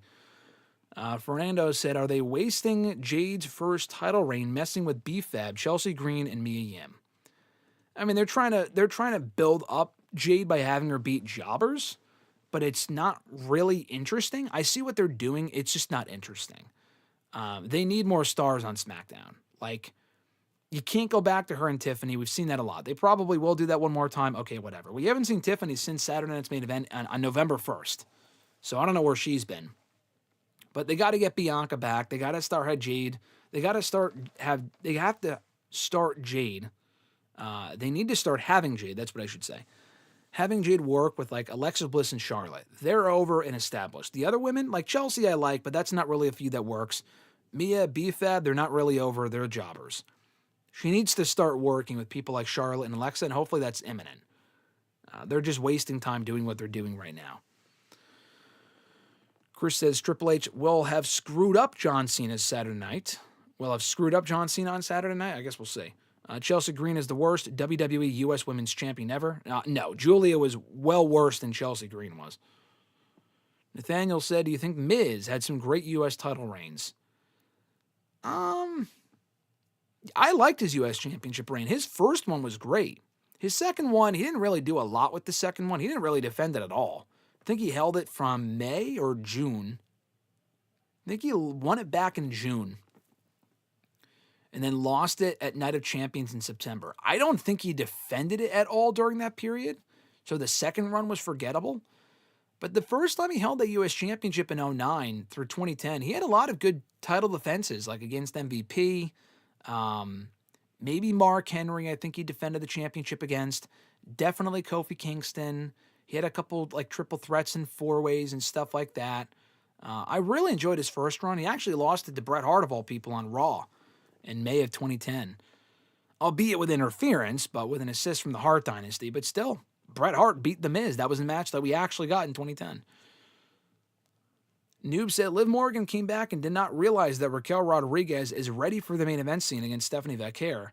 So that leaves Liv to team up with Roxanne for the women's tag titles. Yeah, so it looks like Liv and Roxanne, at least for a little bit, will be teasing tension. Maybe not right away, but that seems to be the direction that they're going in. I assume that Roxanne turns on Liv or vice versa. I still think we're building towards Roxanne and Dominic, or Roxanne and Finn, rather, versus Liv and Dom at WrestleMania. Richie said she got plucked out from NXT so quickly just to flounder. Who is that in reference to? Jade Cargill? Is that who you're talking about? I mean, Jade hasn't floundered. I mean, Jade's been champ. She just won the title. I forgot who we were talking about, Richie. You're going to have to let me know. Nathaniel said, do you like seeing Bret Hart win, or did you like seeing Bret Hart win the title in 2010? Yeah, I thought it was a cool moment. He never had a run. Like, he won. It was just for that one moment. That match, honestly, I think that made up for the fact that the Mania match with Vince was fucking terrible. That Mania match with Vince at Mania 26 was just absolute ass cheeks. So having him beat The Miz on Raw, I thought was a nice moment. I did like the moment. I thought that was nice. He never really had many matches after that. He would have a couple tag team matches. He was involved in the SummerSlam main event against Nexus. Very limited, but, he did wrestle on that show. He had a couple tag matches and shit in 2011, but I think that was it. Yeah, the Miz match was a nice moment. I'll give him that. Oh, Noob was talking about Julia. Oh, yeah, Julia being brought up too quickly just to flounder. Yeah, they had no plan for Julia. They put the U.S. title on her, which was a nice it seemed to be a nice way to kind of elevate her, but they did nothing with that championship when it was around her waist. They did not focus on her at all, and the reign sucked. So, yeah, that was that. Yeah, he said he was talking about Julia. I had said it was time to throw Julia into the main event scene. Yeah, he said he had thrown, it's time to throw Julia into the main event scene. I agree. I mean, but the issue is, who do you have her work? Do you turn her babyface to work with Jade? I don't think that's going to work because she's not beating Jade. You might have to move her to Raw at this point. Because on SmackDown, she's already worked with B-Fab and Meechin. I guess that's their tag team name. She's already worked with them. Who do you ever work with on SmackDown? I mean, there's Charlotte, Alexa, Bianca when she comes back, but she's not beating those women. She can work with Tiffany, maybe. Tiffany might be an option. But, I don't know. Julia's kind of in a weird spot right now. They really kind of fucked her over, and I'm not really sure where you go from here with her. Fernando said, should Roxanne beat Maxine for the IC Women's Championship? Yes. Yes, she should. Yeah, when Natalya goes, you like that? When she slapped Vince or whatever? Or it was it Brett? No, it was Vince at Mania. It's fucking weird. I know we rewatched that match as part of a WrestleMania 26 live stream earlier this year. That's what Richie's referring to. Mefab and Beechin? Yeah. Those are their intertwined names. Nathaniel said, you didn't like WrestleMania 26? No, I liked WrestleMania 26. We watched it here on the channel earlier this year on the 15th anniversary, 15-year anniversary of the event. It's not my favorite Mania. It was my first Mania I watched full as a fan as it aired live. Because I started watching WWE full-time in 08 after Mania 24. I like Mania 24 a lot more than 26. 25 I was a fan for, but I did not watch that show live. I think I was grounded when that show happened, actually. So 26 I watched live as a fan, and I enjoyed it. It was better than 27. I think 28 and 24 are better, though. There's a lot of other Manias I enjoy more than 26, but it's a good, solid Mania for what it is. Vince McMahon versus Bret Hart was bad. It even involved both families. Don't have to tell me twice, noob. That match was terrible. That match was awful. All right, so let's get to the scheduled questions here. If you want to send in a scheduled question, well, first of all, if you have any comments in the chat, any comments or questions in the chat, continue sending them on in. I will get to them after I'm done with the scheduled questions. But if you want to send in a scheduled question to the show, I mentioned this earlier, but tweet me on the Twitter machine at WrestleRant with the hashtag AskGSM. Find me on Facebook as well, facebook.com/Graham.GSM.Matthews. Drop a comment that we put up usually in the post, on the post that's usually put up on Mondays, if not on the wall itself. And last but not least, include your question in the comment section down below on this video after it's done processing, after we're done being live, and I'll include your question in next week's edition. We'll get back to the chat momentarily, but first question comes from Fresh Fly on YouTube. Their question was, I wanted to ask you about what if, back at Elimination Chamber 2025, Cody Rhodes actually did join The Rock, and we got Rock and Cody teaming up to basically do what they did to Cody on the build-up to Mania 40, but doing it to John Cena as the babyface. Do you think that would have been better than what we got at this WrestleMania? And who would you have booked to go over? Because it would have made Cody the heel and Cena the face, I think, a more unpredictable match. Also, this was what The Rock's plan was originally and why he did not end up coming back, because he knew Cena turning heel was the wrong idea. Okay, no, I don't, first of all, agree with that last part. The Rock was the one who wanted to turn Cody Rhodes heel. That was his idea. That's all been but confirmed, that The Rock wanted Cody to go heel. And they said, fucking no, that would be stupid. We just crowned him as the face of our company a year ago. So I guess that sums up my answer to your question. No, Cody going heel instead would have probably been worse, because it's very short-sighted. If Cena won from a heel Cody, great. Who is the guy to replace Cody as the top of the face of the company? It's not Rollins. He already turned heel anyway. Roman is not that guy. He's part-time. It's not Cena. He's wrapping up the end of the year. And you weren't going to rush up Obafemi or push Jacob Fatu in that spot or push Braun Breaker in that spot right away. I mean, maybe Braun Breaker, but there was still a lot more juice left in the tank of Cody Rhodes. And he was not even remotely getting booed. Neither was Cena, so I wouldn't have turned Cena either. No, I think what would have been better, people would have thought it was underwhelming, but Cody and Cena at Mania, babyface and babyface. I mean, having Cena go heel made the dynamic more interesting, but the feud ended up being bad anyway. Their verbal exchanges really weren't that great. If you kept them both babyface, they could have gotten aggressive anyway without actually turning heel. I think, honestly, that would have been more interesting and made for a better match at Mania, because the match at Mania was fucking garbage. Cena even acknowledged that to an extent in the Chris Van Vliet interview, and it's why he went all out in the SummerSlam match. They should have done that shit at WrestleMania. It would have been far better. Jordan B. from YouTube. What do you think Johnny TV, Johnny Mundo, Johnny Impact, Johnny Elite, Johnny Nitro, Johnny Hardy, and John Morrison's, I forgot we got Johnny Hardy. Anyway, John Morrison's legacy will be when he retires. Random question. I think John Morrison will be remembered for being a good utility player, a guy that was a big fish in all the small ponds. Like, he could win the ECW World Championship. He could win the TNA World title, the Lucha Underground Championship. But he was never a world champion in a promotion that mattered. He was never a world champion on Raw and SmackDown, although he came close a few times in 2009, 2010, 2011. They never saw him at that level. And honestly, he went on to become a better character and a much better talker in the years that followed. His promos during that point were fucking awful as a babyface. He went on to improve his overall character in promo skills in TNA and Lucha Underground. But when he came back, they did nothing with him. I mean, I like the Miz stuff. I love the fact that they reunited those two. But they were made to look like such losers, and they never gave Morrison a chance on his own to really shine on his own. And I think it could have worked. And then he went to AEW, and he's been in Ring of Honor now, which is part of AEW. And he was a utility player from the get-go. I mean, they have never done anything of note with John Morrison in AEW or Ring of Honor. He has always been a lower-level guy. From the moment he debuted a few years ago, he's been a lower-level guy. I mean, at this point, he's older. You're not going to push him as a world champion now. But, yeah, I think John Morrison's really talented. A highlight reel to watch in the ring, or at least he was years ago with some of the shit that he could do in the ring. But they never really fully committed to pushing him at a main event level, and neither did AEW. And by the time AEW brought him in, I think it was too late. But would have been nice to see him go farther than he did go in those bigger companies. But I think he'll always be remembered for being like the ultimate mid-card guy that could win the bigger titles in smaller promotions, but never really win when it mattered most on the bigger stages. His second question, what are your thoughts on all the Shiloh Hill vignettes in NXT? Also, do you think he will do better than Jasper Troy overall on NXT? I think the vignettes have been great. Alexis and I have seen all of LFG Season 1 and Season 2. He was one of the few people that's really stood out in the ring, his intensity, his aggression, his look.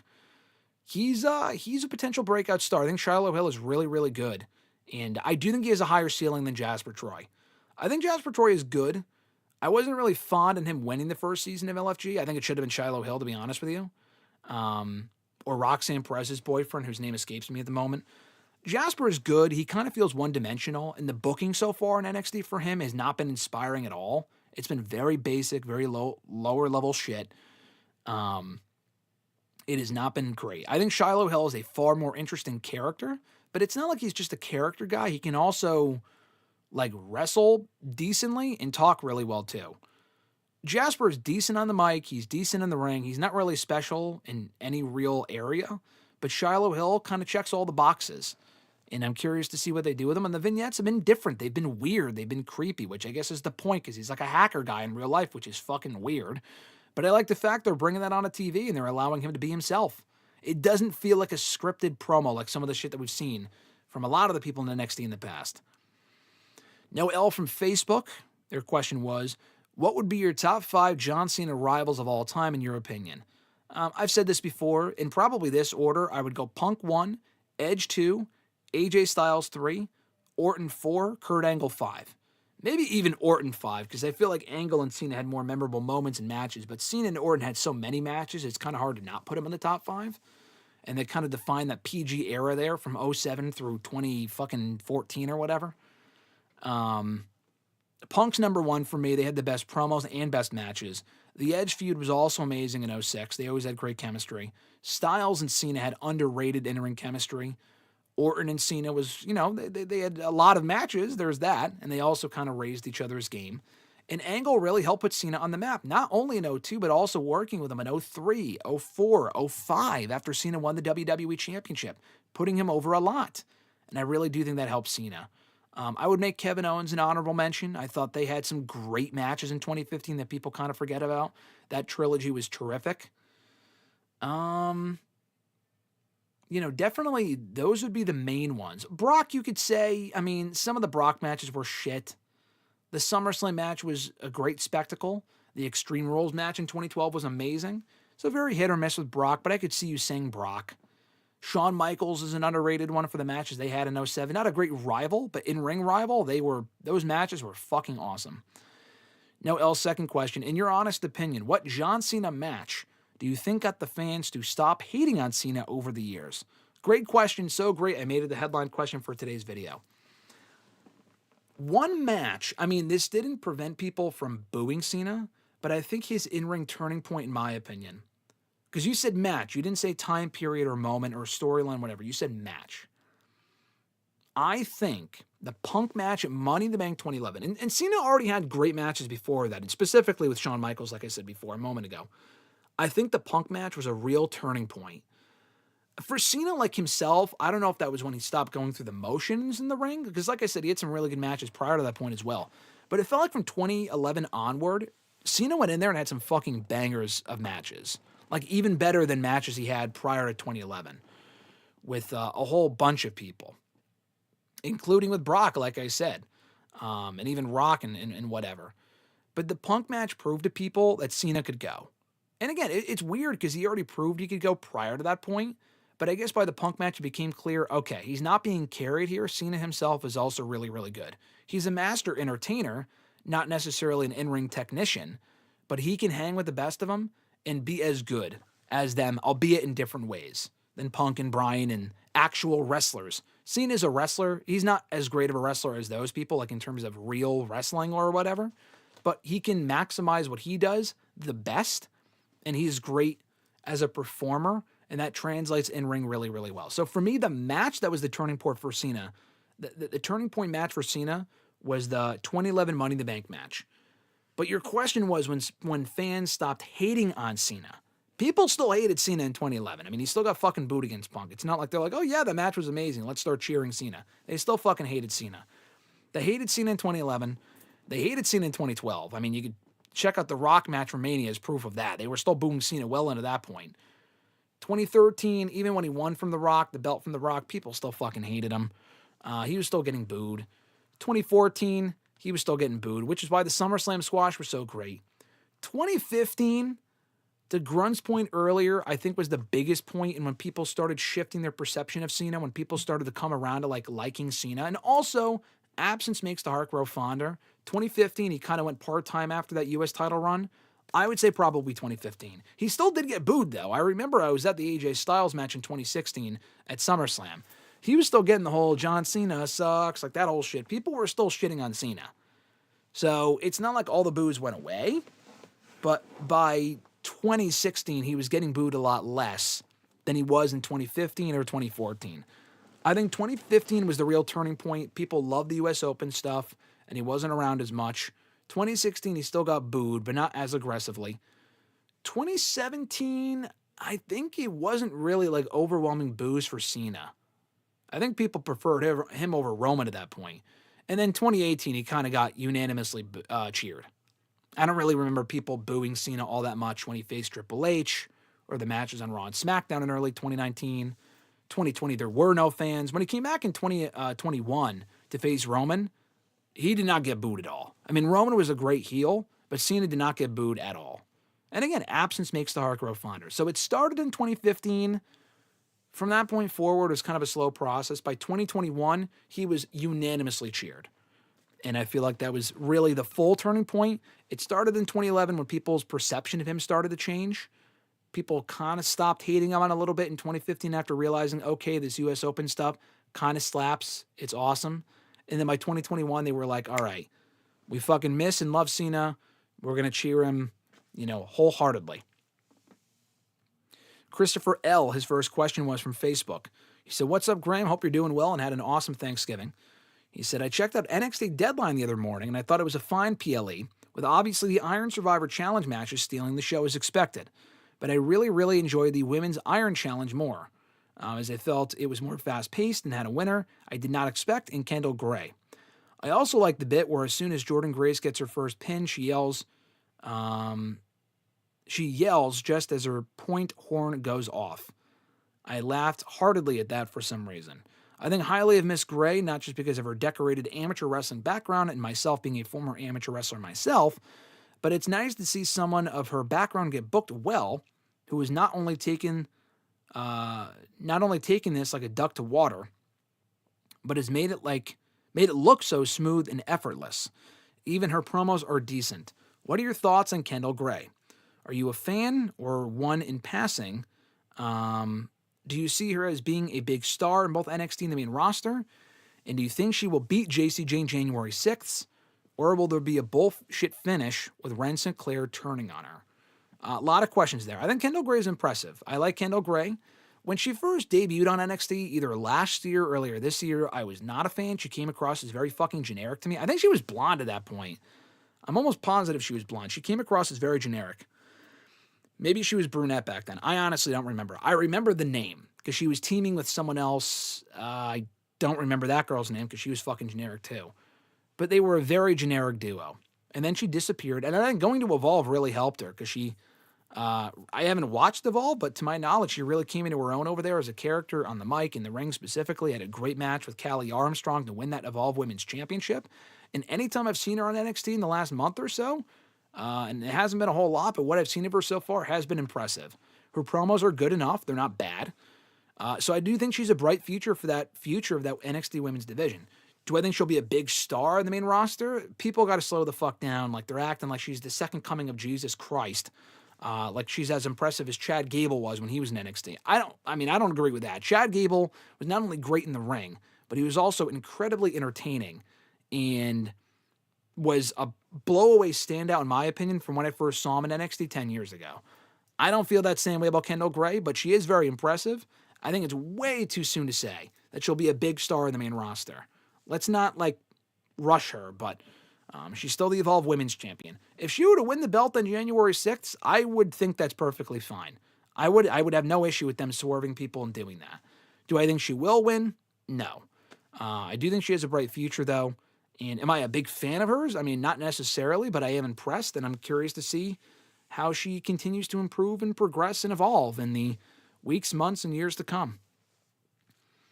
His second question was, YouTube podcasters and content creators, including Stevie Richards, James Romero, Dutch Mantel, and WrestleLamia, have all been questioning if Jey Uso has become overexposed to the point that it's not worth being emotionally invested in him, and they're not completely wrong. Jey, no doubt, is still super over and sells a lot of merch, but his matches follow too much of the usual formula. There's been very little to no development or growth in his character work, and the worst of all is there's no sense of urgencies to his matches, thereby him doing his stupid yeet dance when he should be either selling or staying focused on the match, with his worst offense being at Survivor Series with him doing it on top of the cage when his team should have been more focused on the match at hand. I don't know why he always does this or why WWE allows this, but it's incredibly stupid and destroys the flow of the match. Do you agree that Jay's become too overexposed and he's become too one-dimensional? Is there always a chance to repair his polarizing reputation, and has the hate felt over-exaggerated, or does it feel justified at this point? Hate is such a strong word. Jey Uso hate is so fucking dumb to me. I mean, Jey Uso is very good in his role. And I've said this before, is Jey Uso a perennial main event player? No, he's not. I actually wasn't even really in favor of him ever really winning the world championship to begin with. But because he got so many opportunities, it's like he can't keep challenging for the title and not winning when it matters most. That was my biggest knock on Jey for a while there, was that he never really won when it mattered most. They had to have him win the world championship at some point after that happened. And they did. And he had a great moment with it. The build-up was okay. The aftermath was fine. He lost it 6 weeks later. It's not like he held the belt for 6 months and was beating all the best wrestlers on the roster. He didn't. He only held it for a little while, dropped it. And the main event push probably should have ended there or soon after. But he stayed in the world title picture a little bit too long. I would have been fine with Rollins and Jey if Rollins didn't get hurt. But then Rollins got hurt, and they put Jey in the title match at Saturday Night's Main Event for some reason. And the match sucked. It wasn't really that good. I think Jey can have some quality matches, but he can also have some shitty matches too. His matches are very hit or miss. I don't think overexposed is the right word. I think his time in the main event scene served its purpose, and as of last night, he's officially back in the tag team division.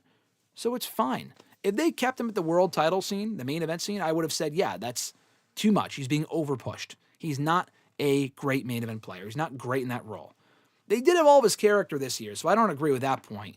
They evolved his character on the road to WrestleMania being an underdog, and they've been teasing more of an aggressive edge in recent months. So to say that he's been the same character all year is not accurate. And I do think the hate is over-exaggerated, because people say, oh, we want new names and fresh faces in the main event. Now, granted, Jey Uso's not a fresh face. He's been around for a fucking decade and a half, but he is new to the main event, and he won the world title. That was someone that we had never seen win a world championship before. And it was a great moment, a good match, and the reign itself was what it needed to be. Now we can move on. And I think Jay and Jimmy have not been in the tag team division for a few years now, so them getting back in the tag team ranks is fresh and it's interesting, and I like the idea of them facing AJ Lee, or AJ Styles and Dragon Lee. I guess you can call them AJ Lee as their tag team name. The Jey Uso hate to me is so fucking, like, it's cool to hate on Jay, so that's why people do it. But he's still, you can't tell me that he's not over. Like, they don't give a fuck about you. I mean, I don't, like, if they were to put the belt back on him tomorrow, I would say that's garbage. I think that's more of a booking issue than it is a Jey Uso issue. Jey Uso himself, I think Jey Uso is great in his respective role, but he should only have a certain ceiling as far as how often he's at that top level. People can stay at that top level and stay there. Get to that top level and stay there because they're justified at that level. People like a Drew or a Cody or whoever, Gunther. Jay does not belong at that level long term. And they finally moved away from it as of last night, so I have no issue with it. I'm not going to continue complaining about Jay, like jumping off the bandwagon. I like Jay. I like the music. I think the overall package is great. WWE needs more people that are mega over like him, whether he's just a catchphrase or not. He sells a lot of merch, and that's what the company cares about. He asked, what are your thoughts on the Sarah Stock Twitter implosion? I mean, I didn't really see much of what she said lately, but she's been going off since she said something about Amanda Huber in AEW. She said something initially like a few months ago, and she's been kind of slowly going off. Like, that's her whole identity now, is just mentioning AEW and her time working there because she hasn't worked there in a while. Comes across as very fucking bitter. It's unfortunate because I think she was a very valuable hand behind the scenes. I thought she worked in NXT at one point. Maybe not. Maybe just AEW, but she doesn't work there anymore. And her attitude has been very fucking annoying. She won't shut up about it, so that's really all that I have to say on that. His next question, did you watch or listen to the Nick Khan interview with Logan Paul that dropped last week? I think he came off like a corporate snake who could care less about the fans and more about profits, and I think the constant fawning over Logan Paul was disgusting, as is the case of WWE kissing his ass every week, which I find nauseating because he's a reprehensible douchebag who's a PR disaster and an awful influence on today's generation. I also hated the fact that he had to steal Braun's thunder by getting the last word in on Braun's promo last week. I mean, he just said, damn, I don't really think that's that big of a deal. But he said, did you watch the interview? Did you think Nick Khan came off well or just plain bad? Or does the constant kissing towards Logan Paul get tiresome on the weekly shows for you? No, I did not see the interview. No, I do not care about it. No, I don't really give a shit. I don't really watch Logan's interviews anyway. I don't really watch Nick Khan interviews. I saw that one that he did with Ariel Helwani years ago, and I think that was it. He comes across better in some interviews and pretty terrible in other ones, like some of the dumb shit that he said, including earlier this year in the build-up to Mania. They had an awful PR run on the road to WrestleMania this year. As far as Logan Paul, like the constant ass-kicking on the show, or kissing rather, I don't know what you're talking about. I mean, he's on the show every week. I'd rather have him on the show most weeks as opposed to being a part-timer, but because he can't call himself a full-timer if he's not. But, I mean, it's not like they're giving him the world championship. You know, he's good in the ring. I don't really call it constant ass-kissing. I keep calling it kicking, because ass-kissing is such a weird word. But, you know, I mean, it is what it is. He beat LA Knight last night on Raw. I wouldn't have done that. I would have had LA Knight win, give him something, but whatever. I mean, the favoritism towards Logan Paul, they put him in a prominent spot. I mean, they're not going to have him fucking working with Otis in the Alpha Academy. I mean, he's working with mid-carders to upper mid-carders to main eventers. It's a logical place for him to be. But the rest of it, Nick Khan, I don't really give a shit about. I didn't watch the interview, and I have no interest. At Iwagu91 from Twitter, their first question was, I have felt that if Kevin Owens was not out for the rest of this year, Hell in a Cell would have occurred this year with either Sami Zayn or Randy Orton being his opponent. What do you think? No, I don't think so, for a few reasons. Orton and him absolutely would not have had a Hell in a Cell match. And maybe they could have, and the only reason I say that is, They were going to have a match in Mania. That was not going to be Hell in a Cell. It was never confirmed to be Hell in a Cell. We got close enough to Mania where we would have known if it was going to be Hell in a Cell. It wouldn't have been. At most, it would have been a street fight. Backlash was the next pay-per-view. Orton was always challenging Cena for the championship on that show. They were always going to do that. So, if they were always going to do that, then they were not doing Owens and Orton in a Hell in a Cell match at Backlash. Maybe on the show after that, but the show after that was what? Money in the Bank? They weren't going to have a Hell in a Cell match in Money in the Bank. And the Night of Champions would have been too far after. So, no.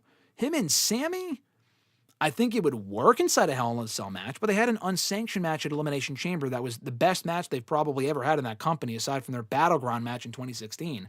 The Elimination Chamber match this year, or the match they had at Elimination Chamber, actually, was excellent. And Sammy was busy after Mania anyway, feuding with the Vision. They wouldn't have even had a chance to have a Hell in a Cell match until like the summer. And by that point, it would have been too late. And it may have been too soon after the other Hell in a Cell match with Punk and McIntyre. So no. I don't think there was ever a plan to continue Owens and Zayn. I think it was always meant for that show in Canada because they knew Sammy would not be at WrestleMania. So that was kind of like his WrestleMania moment. And Owens also didn't end up being in WrestleMania. So that was kind of his WrestleMania moment this year as well in Canada. I don't think that match was ever going to happen inside Hell in a Cell. This is actually the first calendar year, that we have not gotten a Hell in a Cell match since 2001, which I think is great. Because the next time we have a Hell in a Cell match, it'll mean something like the Punk and Drew one did. That one felt special, and that was an amazing match. He asked me thoughts on Kendall Gray. I already answered that earlier. His third question was, Jack Perry will be replacing Darby Allin in the Continental Classic. What are your thoughts? It's fine. I mean, Jack Perry's not fucking winning. He's fine, though. I mean, he's currently teaming with Luchasaurus, so he's kind of, it's an odd, like, if Luchasaurus isn't in it, but he is, it's kind of strange, but whatever. It is funny. I mean, I feel bad for the guy that Darby's hurt, but it is funny that Darby does all of this dumb shit, but he gets hurt seemingly off, like, the smallest thing, in that, whatever it was, the match that he had with Kevin Knight on Collision, I think last week, is where he got hurt. And he couldn't feel his legs, which is scary, by the way. But it was off of like a regular move. He didn't do something dumb. He didn't fall off of something high. I think it was a pretty regular fucking move. And that was what injured him. So it sucks that he's out of the Continental Classic. Hopefully he heals up soon and is back on the sooner side. At Prince of S2 from Twitter. What are some occasions this decade of any promotion blowing opportunities in terms of doing something interesting booking-wise? I mean, that's such a broad question. I mean, there's been a lot of opportunities that a lot of companies had to do something interesting, and they didn't do it. My top two for WWE and AEW. For WWE, I mean, it's just the most recent thing that comes to mind, but the Cena heel turn could have been so much fucking better than it was. And as I've said, and a lot of people would agree, and as other people have said, the heel turn itself was amazingly executed. The heel run itself was fucking shit. And they had some great moments, but a lot of it was very underwhelming, and it did not work.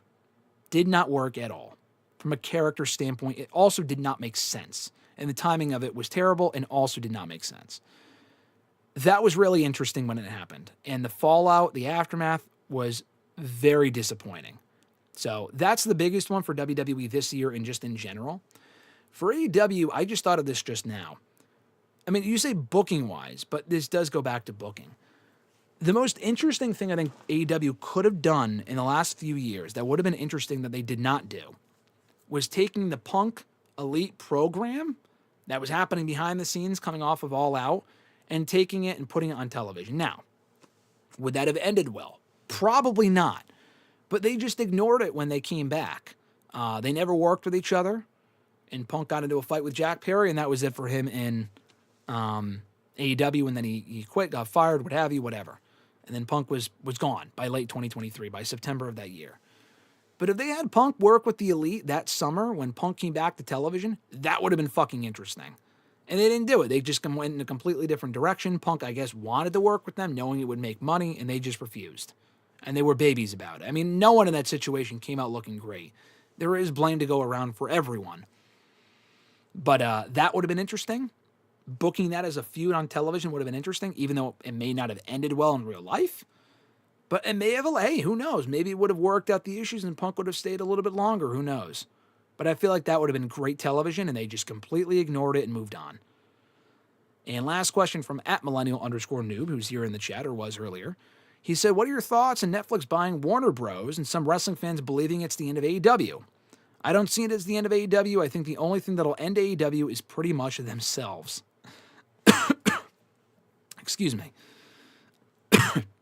I mean, with WCW, they pretty much committed wrestling, they pretty much killed themselves with a lot of the dumb decisions they were making in the late 90s and early 2000s. The final nail in the coffin was like the Time Warner sale in 2001. That was really what killed AEW.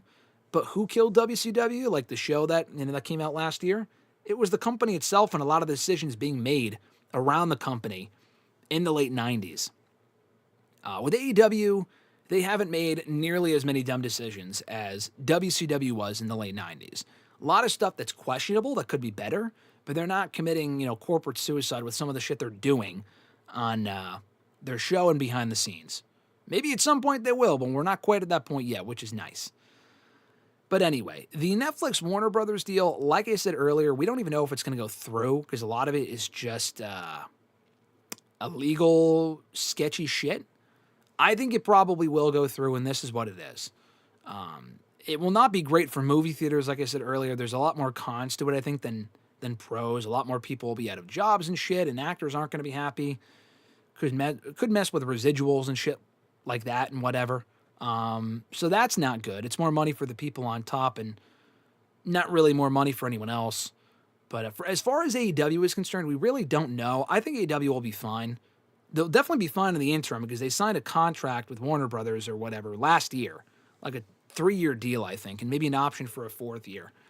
So I don't think they're going anywhere anytime soon. If they start negotiating next year and Netflix wants no part of AEW, being a part of Warner Bros., because they already have Raw for another few years as well, I think both deals are up within the next, within around the same time frame, which is interesting. I'm not even convinced Raw staying on Netflix. I'm just going to be completely honest. I don't even think Raw is going to stay on Netflix. I think there's a good chance by the 5-year mark, even though they announced a 10-year deal, Netflix might have a 5-year out clause. They might fucking dump Raw because they're not happy with the results and they're not really doing for their business what they thought it might, and they were overestimating their worth, especially as WWE continues to cool off more and more than where they were when they signed the deal in early 2024. But yeah, it's interesting. I don't see it as being the end of AEW. I think AEW will be fine, but it's definitely not a positive. Netflix buying Warner Brothers for AEW is not a positive because AEW ain't going to Netflix. They already have WWE for the foreseeable future. I doubt they would want to add more wrestling. They might want to get rid of the wrestling they have as it is, and it might force AEW to shop around other networks. Hopefully that's not the case. Hopefully they can stay right where they are, and they've been doing well enough that, if they were doing well enough to re-sign with Warner Brothers for more money and becoming profitable last year, then I don't really see that changing too much by next year or the year after, unless they really continue to take a massive nosedive in business and ratings and other metrics and shit. Beyond that, I think they'll be fine. Can't confirm that, can't guarantee anything. This shit is so unpredictable. But I do think they will be okay in the end. And that does it for the scheduled questions. Let's go back to the chat here. See what you guys are saying in the chat. Noob said, move Julia to Raw and have her work with Io, Kairi Sane, and Asuka. Yeah, but what would that even accomplish, though? Io and Julia would be great, but, I feel like that's just part of the problem. People would complain about that because it's like, oh, you're going to put, the Asian woman with the other Asian woman, which is why people had an issue with, they put all the Hispanic talent together in the LWO. They put all the, Asian women together in Damage Control and stuff like that. I don't know if that's necessarily the answer. I think Asuka and Io should be the real grand attraction. I don't even think Julia overnight is going to... They're going to have to start from scratch with her. I don't know what that's going to take, but... Yeah, I don't know if that's necessarily the answer. Richie said, WrestleMania 27 and 32 might be the worst Manias I've seen in my 20 years of watching the product live or when I could afford pay-per-views personally, LOL. Yeah, those two Manias sucked. They had moments that were good, but the overall Manias were not good. I would also throw 29 in there. I thought 29 was terrible. Way too predictable, fucking boring. It felt like nothing really changed. I did not like that. Honestly, it might be worse than 32. At least 32 had a couple good moments and better matches overall, I think. 29 was just the epitome of 2013 in WWE, with how dire the product was at that point. 28 I liked. I liked 28 a lot. 30 was great. 31 was great. 33 was all right. I was there for 33. That was my first Mania. Not a terrible, but not a terrible Mania, but not a great Mania either. 34, same thing. 35, those were all decent. They were fucking long, but they were decent. 36, obviously, didn't have any fans because it was COVID. I would never, I might willingly rewatch it at some point, but it's not a show that's at the top of my list or whatever. But for what it was okay. I didn't remember hating that show when it was over. And every other Mania since then has either been good to great. Even Mania this year was a mixed bag, but it wasn't as bad as 27 or 32, in my opinion. Fernando said, will Dom become a bigger star than Rey Mysterio ever was within 5 to 10 years? I've answered this before, but the answer is absolutely not. I think the potential of Dom is great, but I think people overestimate Dom a little bit. He's not remotely as good of a wrestler as his father. Doesn't have the same appeal as his father. Didn't revolutionize Lucha Libre wrestling in America the same way his father did. I mean, he's very popular. Dom's very good. I don't even know if Dom's a perennial main event player. Like, he's probably more of a main event player than Jay is, but I'm not convinced. Dom should be elevated soon, but I'm very curious to see how he does in the main event level. Like, I could see him winning a world championship, getting a great moment, and then the reign not being great because not all of his matches are great. Like, he's a good worker, but he's not, like, amazing. There's, like, at least 25 people on the roster that are far better in the ring than he is, including in his own fucking group. So, no. I think people thinking he'll be better than Rey or surpass his legacy makes zero sense.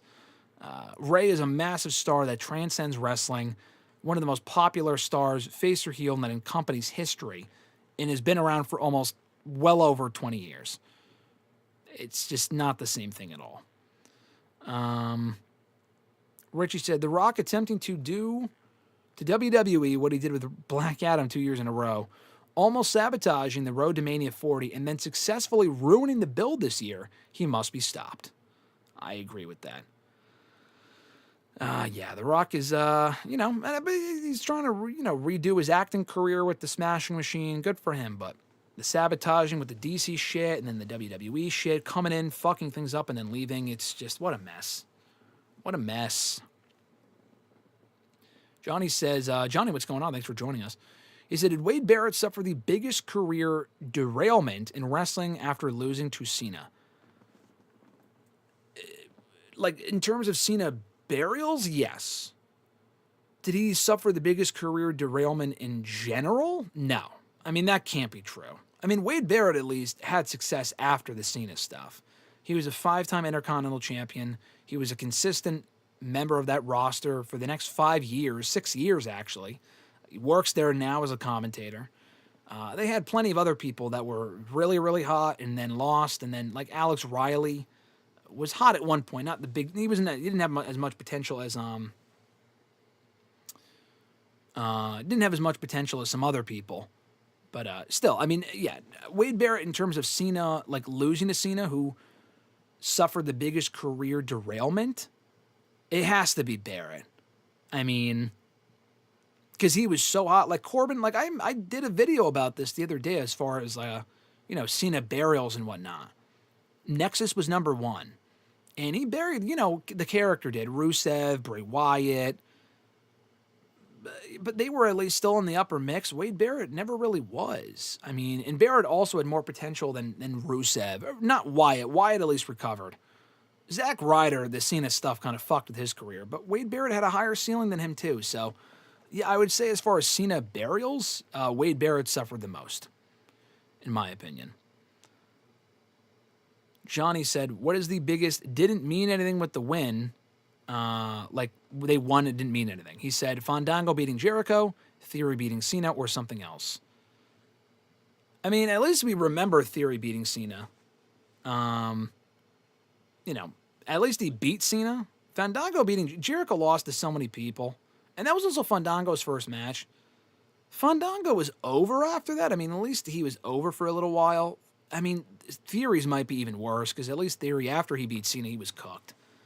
Fandango was never going to be a big star.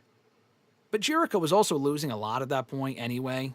So it wasn't like, it was a big upset, but it wasn't like the massive upset that, Cena beating Cena, Theory beating Cena wasn't an upset either necessarily, but it should have meant more than it did. So of those two, I would go with that.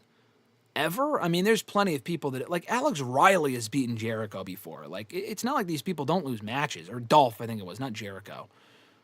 Zack Ryder beat Jericho on Raw back in 2016. That shit didn't really mean anything either. I mean, there's plenty of those. But of those two, I'd probably go Theory beating Cena. Johnny said, between now and April 8th, I don't want to see another trailer for my most anticipated season/show of all time. What is that? What is your most anticipated season? Oh, you talking about The Boys? I haven't seen the new trailer that came out, if that's what you're talking about. Fernando said, I think LFG is trash. I would rather watch Backyard Wrestling. I only watched it because Alexis wanted to check it out. It's not a terrible show. I enjoyed parts of the show. It's very fucking staged. Season 2 was kind of a mess. I enjoyed Tough Enough more. Johnny said, Homelander versus Ryan is going to be more brutal than Vince versus Shane. Yeah, it's going to be nasty in The Boys. Nathaniel said, I'm glad we're not getting Nikki versus Stephanie again. They had me worried on Raw. Are you sure about that? There's still a chance we'll probably get that again. I mean, Nikki and Stephanie had their interaction in Raw. I know Raquel attacked Nikki, but I would not be too convinced that we're definitely not getting Nikki and Stephanie again. I think there's a pretty, like a 50-50 chance that we'll get that match again. Fernando said, if LA Knight has been getting buried just because he held up that sign on Raw several weeks ago, it's really stupid. Jey Uso is not a child with special needs getting picked on for crying out loud. If that is the reason why LA Knight's getting buried, I mean, he has been misbooked well before that, but that might have been the final nail in the coffin as far as them burying him, to be honest. That sign thing was funny because it's true. And he won it all the way in the tournament to the final, so it's not like he's lost every match he's had since then. But his role has been drastically curtailed, to put it lightly. Fernando also said, when we say we want fresh faces at the top, we mean fresh faces who can perform and not get gassed up with their entrance alone. I mean, listen, I think Jay, like I said, him winning the world title this year made sense. He's over. You may not like him, but there's a lot of people who do that sell a lot of merch. He's not my favorite wrestler. There are better wrestlers than Jey Uso. There are better main event people than Jey Uso, or better talkers than Jey Uso. But not many people in the company get the sort of reactions or connect to the crowd as well as he does. He's just on another level, whether you like it or not. And I'd rather have Jay winning it for the first time than other people winning it for like the fucking 7th time. Fernando said, she sounds like Bret Hart when it comes to complaining about the company they used to work for. Sarah Stock, no, it's way worse. Sarah's complaining has been just off the rocker. Fernando said, do you believe reports that ESPN is kind of regretting the WWE deal? Yes, I do think there's a bit of buyer's remorse there. I'm not really sure what they thought they were getting into. They probably thought the product was so hot that the shows would do better than they did.